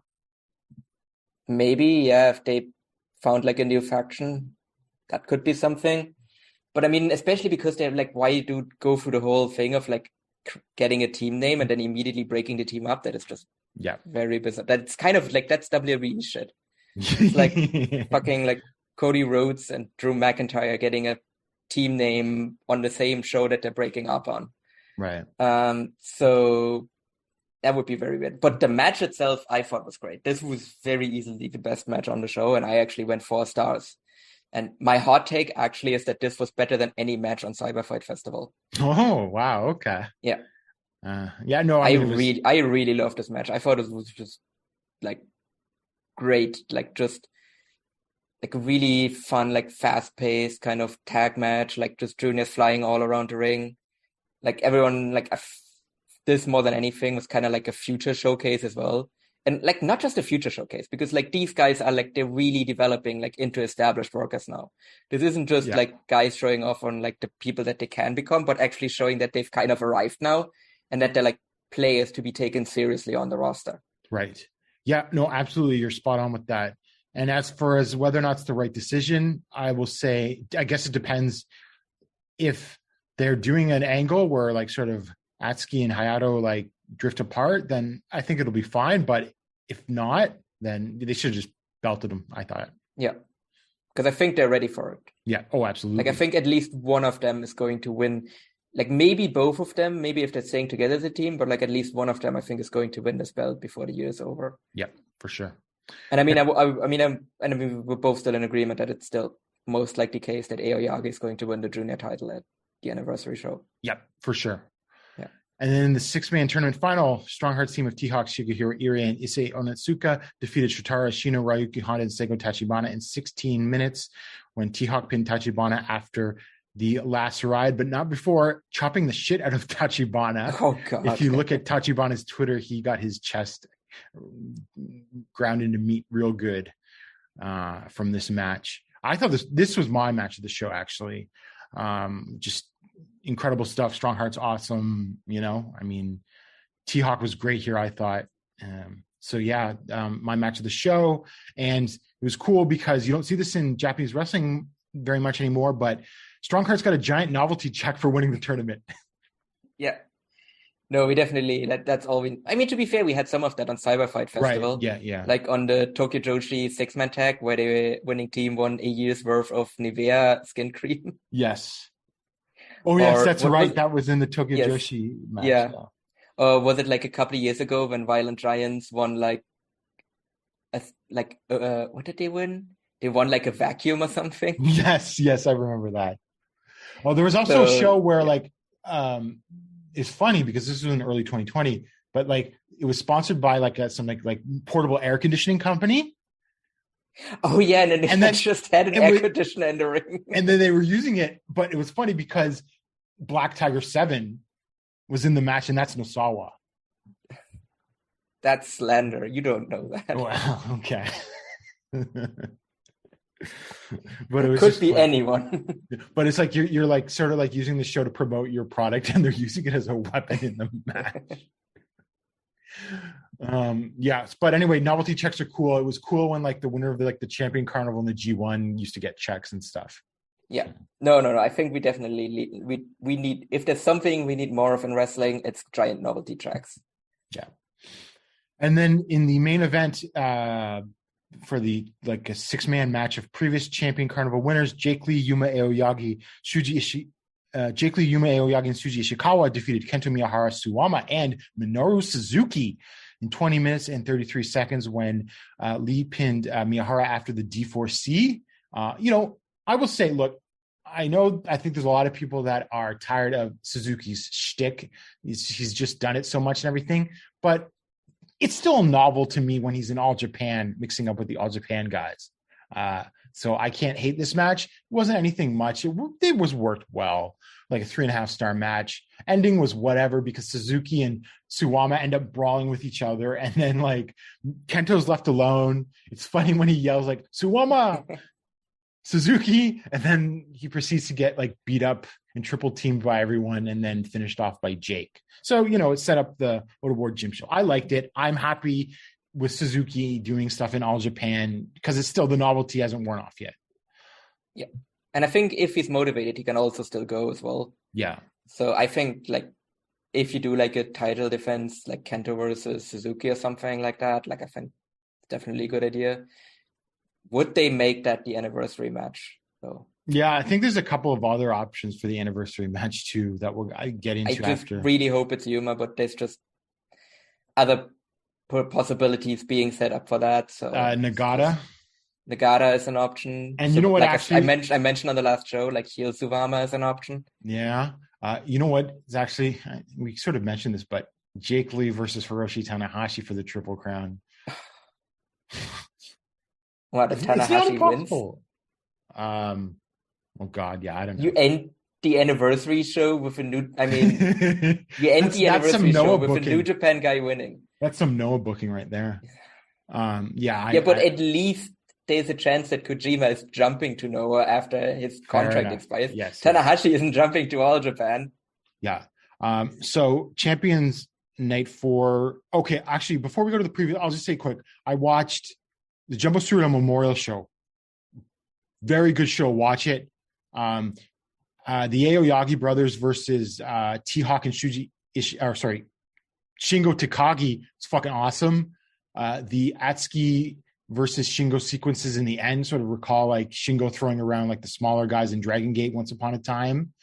And the main event was a lot of fun. It was a 30-minute draw, but I thought everyone worked hard. Joe Doring, I thought, looked pretty good in that match. So, and then I watched the match with actually Taichi and Taka versus Suwama and Nagata wasn't bad either. And then you had the angle after the match where Suwama turns on Nagata and then Dan and Hikaru Sato come out and make a deal to have Nagata come join Evolution. And unfortunately, this aired on Samurai TV, so it was clipped. So we only got a couple minutes of it, but the opening match with Ryo Inoue and versus Minoru Tanaka was a lot of fun. So those are sort of my quick Jumbo Tsuruta Memorial Show match notes. And I watched Fortune Dream, but I didn't watch the main event, and that was fun. So you should watch that as well. Really good show. I will when I have the time. Yeah. I will say I didn't see the main event, but Takanori Ito and Kengo Mashimo versus Minoru Suzuki and Takuya Nomura was awesome. I thought that was the best match on the show of what I saw. That surprised me because that's an awesome lineup. Yeah. But I didn't see the main event. Yeah. So we go to Champions Night 4 preview on June 19th. I am incredibly hyped for this show. I wrote 2,700 word preview at voicesofwrestling.com. About the show because of how excited I am. And I think it's the best top to bottom All Japan card in a long time. This isn't the official match order, but I think it's more or less how it will go from what we got here. Opening match almost certainly is Ryo Inoue versus Oji Shiba, who was a Dragon Gate wrestler and the brother of Kotoka, who's now retired, who left Dragon Gate in 2020, got injured, and then came back late last year. He's been in Dev Pro and Tenru Project. And he had a match on Hard Hit as well. He had a match in Hard Hit as well. And so, Paul, you're probably more familiar with him than I am, but I think this will be a good opening match. Yeah. Shiba, generally, he's been solid. It's him and Kotoka, they both have the same issue, but they're very injury prone. So I think he would be a solid guy to kind of like, if he wants to do more regular All Japan shots, he's definitely a solid guy to bring in. But I don't think he's ever a guy you can actually trust with anything serious, because it's just very likely that he is going to get injured as well. Right. Do you think this is a tryout match of sorts? I mean, I could a definitely pretty big see it, stage just like, to it be seems, a random guy to be brought in, eh? Yeah, and he has been like doing a bit more regular work, so I could definitely see All Japan be like, okay, let's see what you can do here against a young guy, and then if you like prove yourself, then maybe we'll book you a bit more going forward. Yeah, it would be different if this was even like a spot show in a small town or even a Corrigan Hall. But to give him this in Oda Ward, I think it means something. Yeah. I mean, like I said, he's definitely solid. Like, he's not like a blowaway guy. Like, if you think like, oh, he's a Dragon Gate trained guy, like, he's not Takumi Fujiwara, let's put it that way. Mm-hmm. Like, he was solid when he was in Dragon Gate, but he never really was like a guy that like blew me away. Mm-hmm. But obviously, like, because he has that Dragon Gate training, like, he probably, like, he at the very worst, he is like going to be solid. Like, he was okay in that hard hit match. I mean, it wasn't very long. It was only like 5 minutes. Yeah. But he looked good in that one. So, like, at the very least, like, you're going to add like a solid guy to your undercard. So, like, just from that angle, I think he's just a good guy to like just add depth to your roster. For sure. But like, don't expect like anyone like super blow away. Unless somehow he has found like a next year while he was taking time off, and I just haven't seen that yet. So well, we'll see. I mean, All Japan needs like guys like Shiba to fill out the mid card, right? True. Like even like just a solid Dragon Gate guy is already going to be like an improvement. He's definitely going to be like a good guy on the roster for All Japan right now. Yes. Yeah. And then next, this came out of nowhere, but God, this could be like I don't know if it'll get enough time to surpass what the main event could, but I think it could be the second best match of the show. Yuma Aoyagi versus Shuji Kondo. Paul, this is like a dream match that I don't think like people wanted or expected, but like, good God, what a match. Yes. So I don't want to be a downer. However, what do we think is the result of this match? Because I don't think it's as straightforward as people think. Because the straightforward one is that Yuma Aoyagi wins, obviously. Yeah. However, Shuji Kondo has a Open the Dream Gate title match coming up. Right. Against Kai. Kai in the 7th of July, I think. This is a DQ. They're not going to let Kondo beat Yuma. I mean, that's the thing. I actually just listened to Open the Voice Gate today. And they also brought up the fact that in the past, Dragon Gate has never really been a promotion that has kind of been able to pull rank on other promotions. Right. Even if they're obviously by every metric, they're like a larger promotion than All Japan. Because Dragon Gate is still like seen very much as kind of the bastard child of Japanese wrestling. So I think there's still a decent chance that like, again, that All Japan is just going to go like, no, Yuma's going over because we have plans for Yuma. Yeah. But it is just the fact that like Kondo has like a major title match coming up, so there is a chance that like Kondo gets the win here, or that there is just. I would end it like, in I don't know. DQ. Like I don't like DQs, but fuck it, I'm not having him beat Yuma. No, what? With all due Kondo respect to joins Shuji Voodoo Murderers. What? Kondo joins Voodoo Murderers. He already is joined Voodoo Murderers. Oh, he is already. Yeah. Oh. Okay. He was in the 10-man. Then it's definitely going to be DQ. Yeah, never mind. He was in the 10-man tag at the March Out Award. Oh yeah, I completely forgot about. It's hard to keep track of what factions Kondo's in, because apparently he's in just. He's also in Congo. Faction. Yes, exactly. He doesn't really have to change his outfit when he moves between Voodoo Murderers and Congo either. The weird thing, the promotion he's not in a faction in? Dragon Gate, which is the promotion all about factions. Yeah. So either Yuma wins or Kondo. It's a DQ. I just don't see them having him beat Yuma unless it's like if someone runs in and hits him with a chair. Literally almost anyone else, I think Kondo goes over. But Yuma's like the one guy where All Japan is just going to go. Either this match doesn't happen at all, or if it happens, then Yuma can't lose. Yeah. And so after that match, comedy match of the show, Masanobu Fuchi, Takao Mori, and the returning ATM versus Yoshitatsu Masao Inoue, who hasn't been around in a bit, and Sushi. I expect the referee to be bribed and some people to get envelopes at ringside. I could actually expect that ATM just hands an envelope to Sushi, who just lays down. That could happen too. I was hoping though that maybe Fuchi's team wins because it's the 50th anniversary. I don't know. I actually think the Fuji team is going to win because I think Sushi's taking the Oh, win. right. Yes. Sorry. Yeah. They're on the same team. Yeah, for sure. Yeah.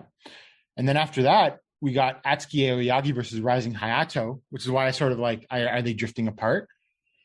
If these guys get enough time, this is going to be awesome, I think. They're both sort of like really hitting their stride, especially Atsuki. But Hayato's really, as we've said several times, he took that bad performance against Sugi in the junior title match in January and has really upped his game as an opportunity to up his game. I have high expectations for this, to be honest with you. Yes.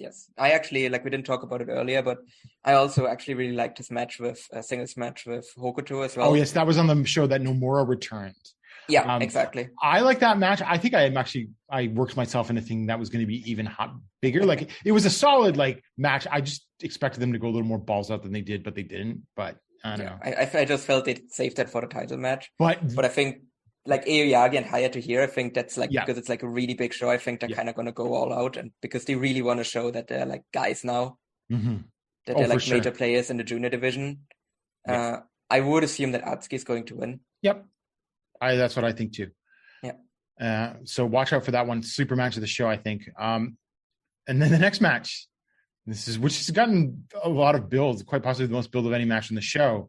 Suwama and Taru of the Voodoo Murders versus Evolution's newest member, Yuji Nagata and Dan Tamura. The passion of Dan Tamura continues. Yes. Dan Tamura will take a beating in this match. Oh God, he will.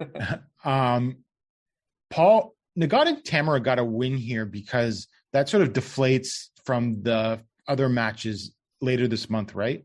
If they because they have multiple matches coming up as well. Yeah. They're also staying together as a team. Yeah. But and especially the way they have been beating Tamura as a drum as well. And you can just beat, Nagata can beat Taru. There's no issues there. Well, I think Tamura should roll up Taru, ideally. Yeah, but I feel like if Nagata's there, he's backdropping. But the reason why that would be very impressive, actually, if he backdrops Taru. Yeah, well, I wouldn't backdrop Taru, just for safety purposes. Yeah. Although, I also wouldn't have Taru there in general for safety purposes. Exactly. He should be in jail. But I think they win because you just sort of take the wind out of the sails for doing a Suwama and X match, because I would assume X is going to win. Suwama and X will win the Nagata and Tamura match. So I think you give Nagata and Tamura the win here, right? Yeah, and because also after that they're kind of moving on to something else as well. Because then after that, Nagata and Tamura actually staying together, and then they're facing off against Kento and Hayato. Yeah, so you got to get them win. I could actually see them become just a regular team going forward, and they might even go for maybe they're actually getting an All Asia tag title shot. Yeah, I could see that as well. I could see them winning those too, especially if the next stars didn't win. Yeah.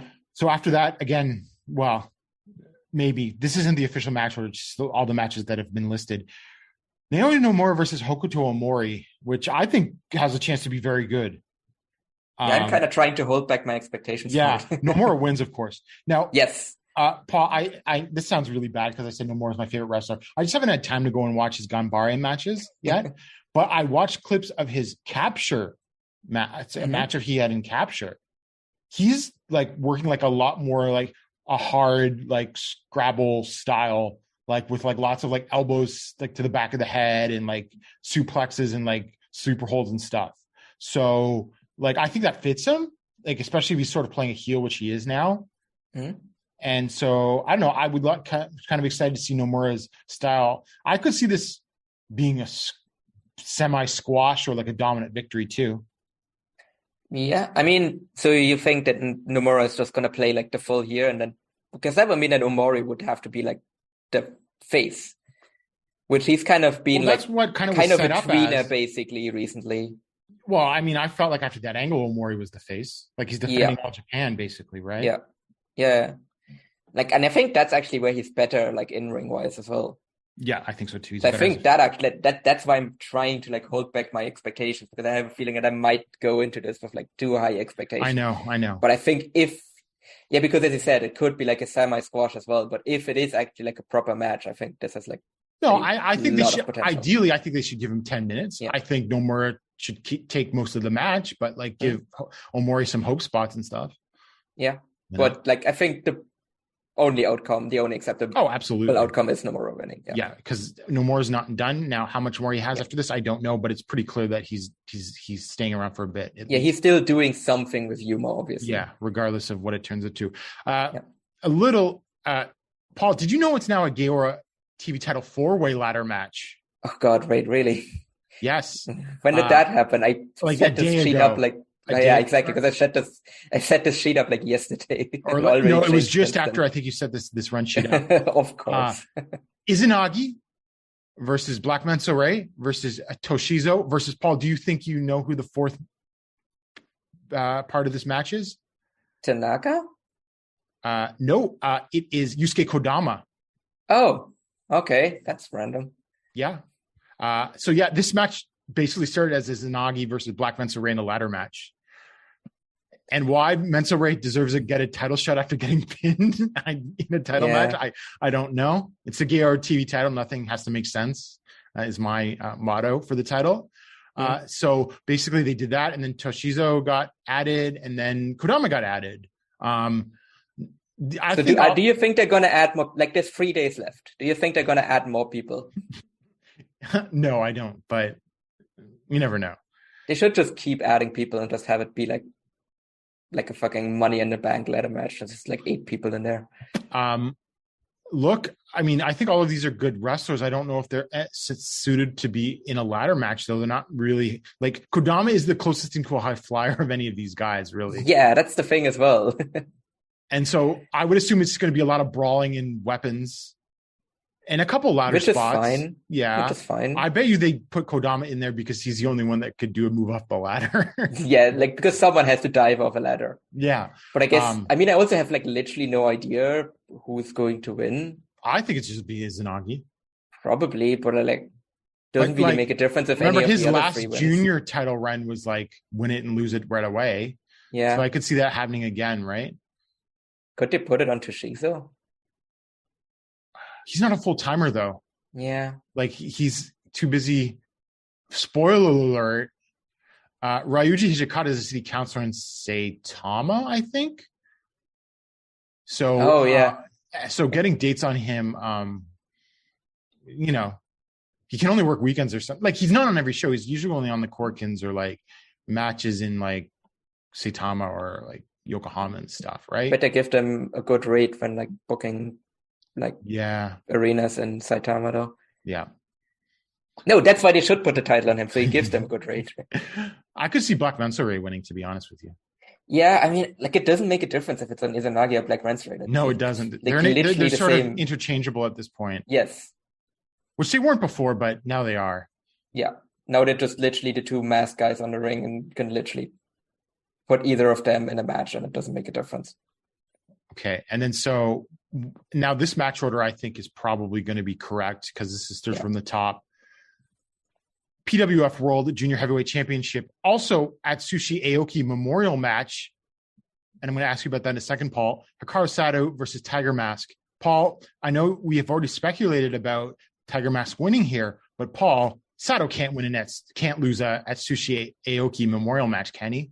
No, because that's kind of to me is like, because just how close they were. Yeah. Like, because I think people also underestimate how close they were. Like I was actually in Japan at the same time as Aoki died. Oh, okay. Because I actually very distinctly remember like standing at a train station in Tokyo talking to John Carroll, Kelly. I think Taylor was there as well, and we wanted to go to like Akihabara. And I saw like the message pop up on my phone that Aoki had died. And Sato actually had a hard hit show like the next day or 2 days later. Mm-hmm. And that was like basically like also like a Aoki memorial match, a memorial show as well. Like, and there was like all like heartfelt kind of like stuff to him like after the show. And like he actually had like a pretty good match with Hideki Sekine of all people. Mhm. And then Hideki actually broke down in tears on the like post-match promo. But like Sato as well, like it was just very much like felt like a match where both of them were like getting their frustrations out. Right. So like Sato and Aoki were just incredibly close, and like it would just feel very weird if like he loses Yeah. the memorial match to an outsider as well. Yeah. So as soon as I saw this was also the Aoki Memorial match, I'm like, Sato's winning. Yeah. That was my feeling on it. I mean, I guess there would be like there is like something with like a Tiger Mask reign, and then if he like puts over like Aoyagi at the end. So I think there's some money in that, but like I think in general, like I think it's just stay the course with Sato, have him hold the title until the anniversary show, and just have him put over Aoyagi there. Yeah, I'm Tiger Mask is like a name, but like in like the canon of like all Japan, Sato is like a bigger deal. For sure. And also Nagata will get a win on this show probably. And then so like a New Japan guy can lose. And so I'm fairly confident Sato's retaining now. Yeah.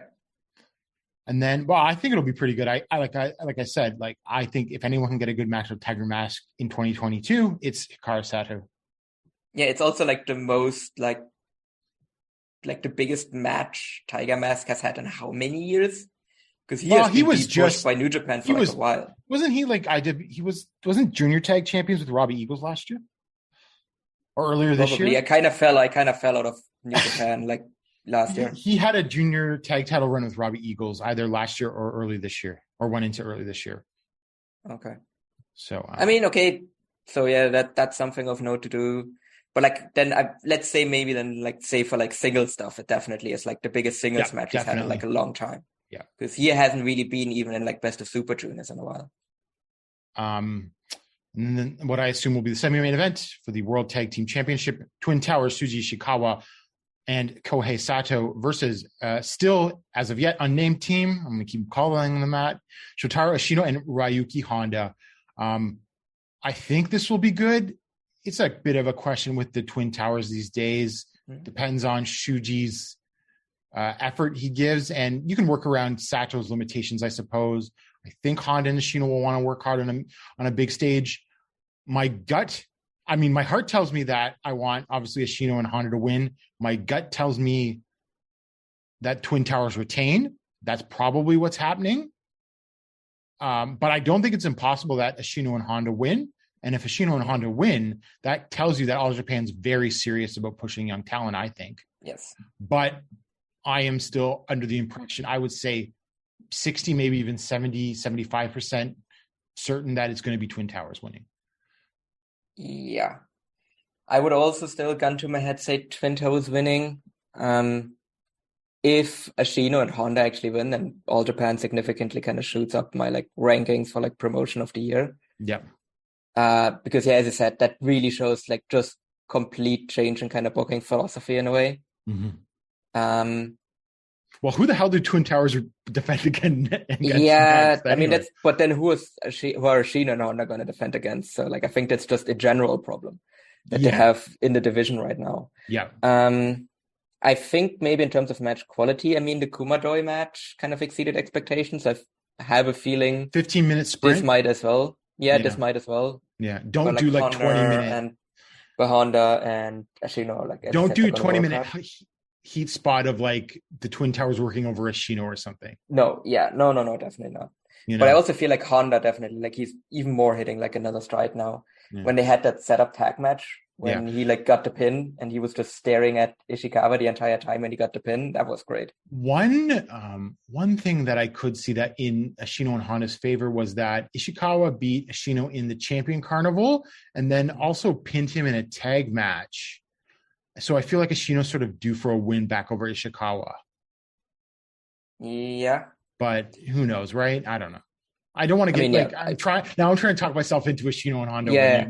What would you say would be your percentages on who wins? 60-40 Twin Towers. That might even still be too high for. Yeah. I might be like 70-30. 60-70-30. Yeah, maybe I'm 65. 65-25 maybe. 2/3 is a good I think zone for I Twin think my Towers. I think I just messed up my math there. 65-35. Yeah. 65-35. Whenever I think about this match, I just keep telling myself Twin Towers are going to win. Twin Towers are going to win. Don't get yourself too excited and disappointed, right? And so, I mean, especially with Ashino and then it's always of course, right?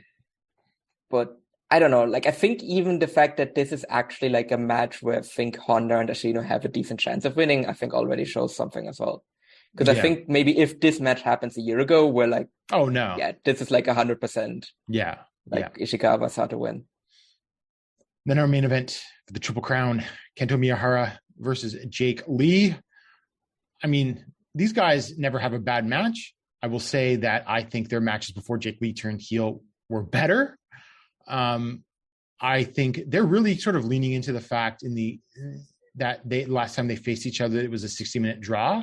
I do not think it's going to be another 60-minute draw, but it would not shock me instead of being a 30-minute match, they try to go like 40 or 45. Mm-hmm. I think they try to do some new stuff. I've seen people think Jake is winning because he had to vacate the title. I don't think Jake is winning. I don't think Jake is winning, especially after pinning Kento on that Korakuen Hall show on Sunday. And I think Kento's going because so Royal Road Odo tournaments in August, and then there's a Korakuen in July. So that's the last Triple Crown defense, I would assume, before September. So it just doesn't, I don't know. Like I said, the only possible match I can see that you put Jake Lee in if he's going into the Budokan is Jake Lee versus Tanahashi, and I don't think that's happening, or at least not for the Triple Crown. So and Kento's, I know pandemic numbers are questionable, and I have shooed away many estimates of pandemic numbers, but you can look at sort of intra-pandemic numbers, and All Japan's business has upticked since Kento's got the Triple Crown back. So it just, for so many reasons, I don't see it, right? And also, I think there's an angle after this match that involved Jake Lee either announcing he's disbanding Total Eclipse, or Total Eclipse come and attack him and to kick him out. That's my prediction. Yeah, I think it is definitely more likely that Kento wins. I think there is an off chance that Jake wins. Maybe either, as you said, that they want to do Tanahashi, Jake Lee at the anniversary show, or that they want Kento going into the show as the challenger, and then he wins the title, and that's the big moment. But I don't know, that also, I don't think really would feel that special. But no. But yeah, I think just the easiest, just the safest decision here, and just the easiest going forward is just if Kento wins and he just trucks on to the anniversary show. So, but it definitely should be a really good match. I think, as I said, these two have really good chemistry. I think they should deliver here again. It's a big show, and kind of going to be curious about what the number is going to be, especially kind of compared to this has to be their previous number. This has to be Champions Night 3 to me, or the whatever they drew for the 60-minute draw in October, which was Champions Night 2. I mean, I'm also going to be curious what that draws compared to other recent Ota shows. I don't think they're going to get to New Japan or Stardom numbers. No. If they draw 15, if they don't beat the Noah number, that's bad. What was the? Oh yeah, no, they will.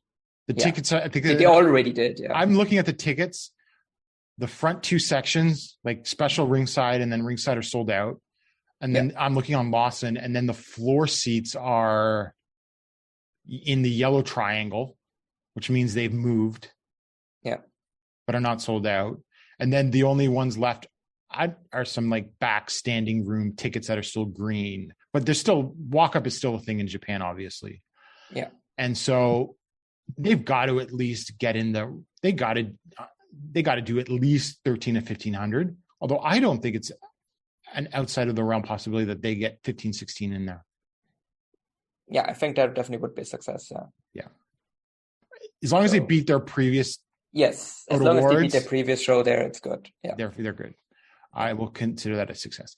Okay, and then quickly, just looking ahead, because we have gone along and there is so much going on. So going in the rest of the Dynamite series on the 25th, the only matches I think worth mentioning are Suwama and X versus Yuji Nagata and Dan Tamura. Paul, is it the Maltese Ricky Dozan? I would love if it's that, because then you can actually do like a filler title defense for Kento as well. Yeah. When he finally calls in the longest build Triple Crown match of all time. Literally been building for like 6 years, but like 4 years at this point, where he just keeps pinning Kento and never gets a Triple Crown shot. Look, I have absolutely zero evidence. It's Gianna Valletta. I forgot his name. I've been calling him the Maltese Ricky Dozan.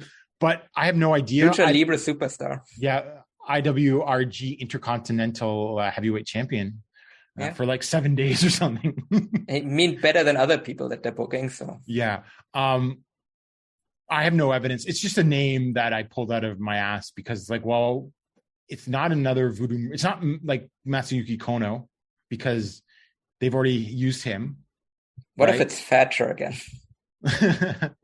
I actually would love that. It just feels like it's just very unlikely. But what if it's like Doring or someone like that? Oh, that would be awesome. But Doring cut that promo that he's unimpressed with Suwama for joining Voodoo Murders again. Although there's no indication that Doring's coming back to All Japan. Yeah. Unfortunately. Well, I mean, not impossible. It could be him here. I just picked Valletta because Tajiri likes him, obviously. And he fits in with Voodoo Murders as like a foreigner. As a foreigner Voodoo Murders guy, right? He was doing Voodoo Murderers stuff before Voodoo Murderers came back to All Japan, Yeah, basically. He was doing that shtick. So like him choking people with the chain, like, Again, it fits like a glove. I have no idea. It could be anyone, right? They could even announce it before. Yeah, I mean, it could also be, what's his name again? The 01 guy from Australia. Chris Weiss. Who was like the Voodoo Murderers guy there. Yeah. Although. Could be Chris Weiss. I don't quite understand the storylines in 01, but from my understand, it's like Chris Weiss and what's the other guy? I can't remember. Yoshikazu something. Yeah. He's feuding with Taru. Yeah, but I also don't think All Japan gives a shit about 01 storylines. No, I don't think. So, that's the semi-main event. And then the main event, I'll just say, it's Kento Miyahara, Atsuki Aoyagi, and Rising Hayato. So maybe Aoyagi's still in next stream, I don't know. Versus Jake Lee, Yuma Aoyagi. So that's continuing, and why I think Jake is having a character direction change after Oda Ward. And their team was Shiro Koshinaka for that show.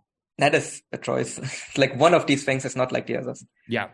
And then on the 26th at Kyoto KBS Hall, I think you mentioned it already. It's Kento and Hayato versus Yuji Nagata and Dan Tamura, and I'm excited for that, to see Nagata and Kento lock up. And Suwama and X versus Jake Lee and Yuma Aoyagi. And I think it's been changed to this, although I'm not sure because I keep seeing it, or will be changed because they keep saying they want a All Asia tag title match. But Omori and Kodama versus Izanagi and Black Menso Ray, and I think that might get changed to a title match. Yeah. So possibly, that is All Japan coming up. We'll get a better idea on what all of some of the booking of these shows mean after Oda Ward, because Paul, I also expect a bunch of angles to happen at the Oda Ward show. That definitely seems to be the thing now in All Japan. Now, let me ask you this before, I guess, because we'll say it in conclusion, big picture. Do you think All Japan is running too many angles right now? Like they're running angles on spot shows, which they weren't doing any angles before. So I think them running on Korakuen Hall. But it was like 3 a year. Yeah. So it definitely just feels like a significant. Like I actually like it so far. Like so far, it's definitely. I very much enjoy it because it just like adds like a lot of like unpredictability to their shows. I think there's definitely a danger of like doing too much, but I think right now they're kind of good at like writing too much and line. Too stupid, like that combination of stupid and too much. So far, they're keeping that balance. Yeah. So like for now, I'm like definitely Voodoo Murders has not gone off the rails yet. No. There's definitely always that danger of that happening, or like if they do like I don't know, Yuma Aoyagi joins Voodoo Murderers or something like that, then like okay, then you're starting to lose me at that point. Yeah. Oh God, yeah, that's so dumb. Oh, I forgot to add, because I really love this. I marked out for it on the Fortune Dream show. The opening match was Takao Omori versus Issei Onitsuka, and before the match, we got a video message from Yoshihiro Takayama. Oh, how's he doing? Well, he's still unfortunately paralyzed, but he was sitting up in his like bed and giving notes. But guess what? Omori came out as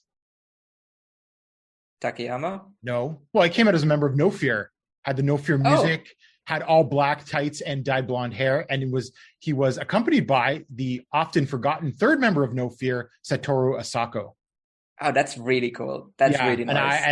I had that put a big smile on my face. Okay, now I definitely have to watch it. Yeah. I want to see that. Yeah. And Omori won, which I guess shouldn't be that surprising, although he's sort of downcycled, and Onitsuka is sort of kind of pushed to a certain level in great these days. Yeah, but he's still like one of the lower guys. And so that it was a fun match, right? It was like Onitsuka being a dick to the old guy, and then like Omori like powering back up. So that just put a warm smile on my face and is very All Japan related, I thought. So I was going to add that in there. But Paul, do you have any other closing thoughts before we leave? I have 2 more things. Okay.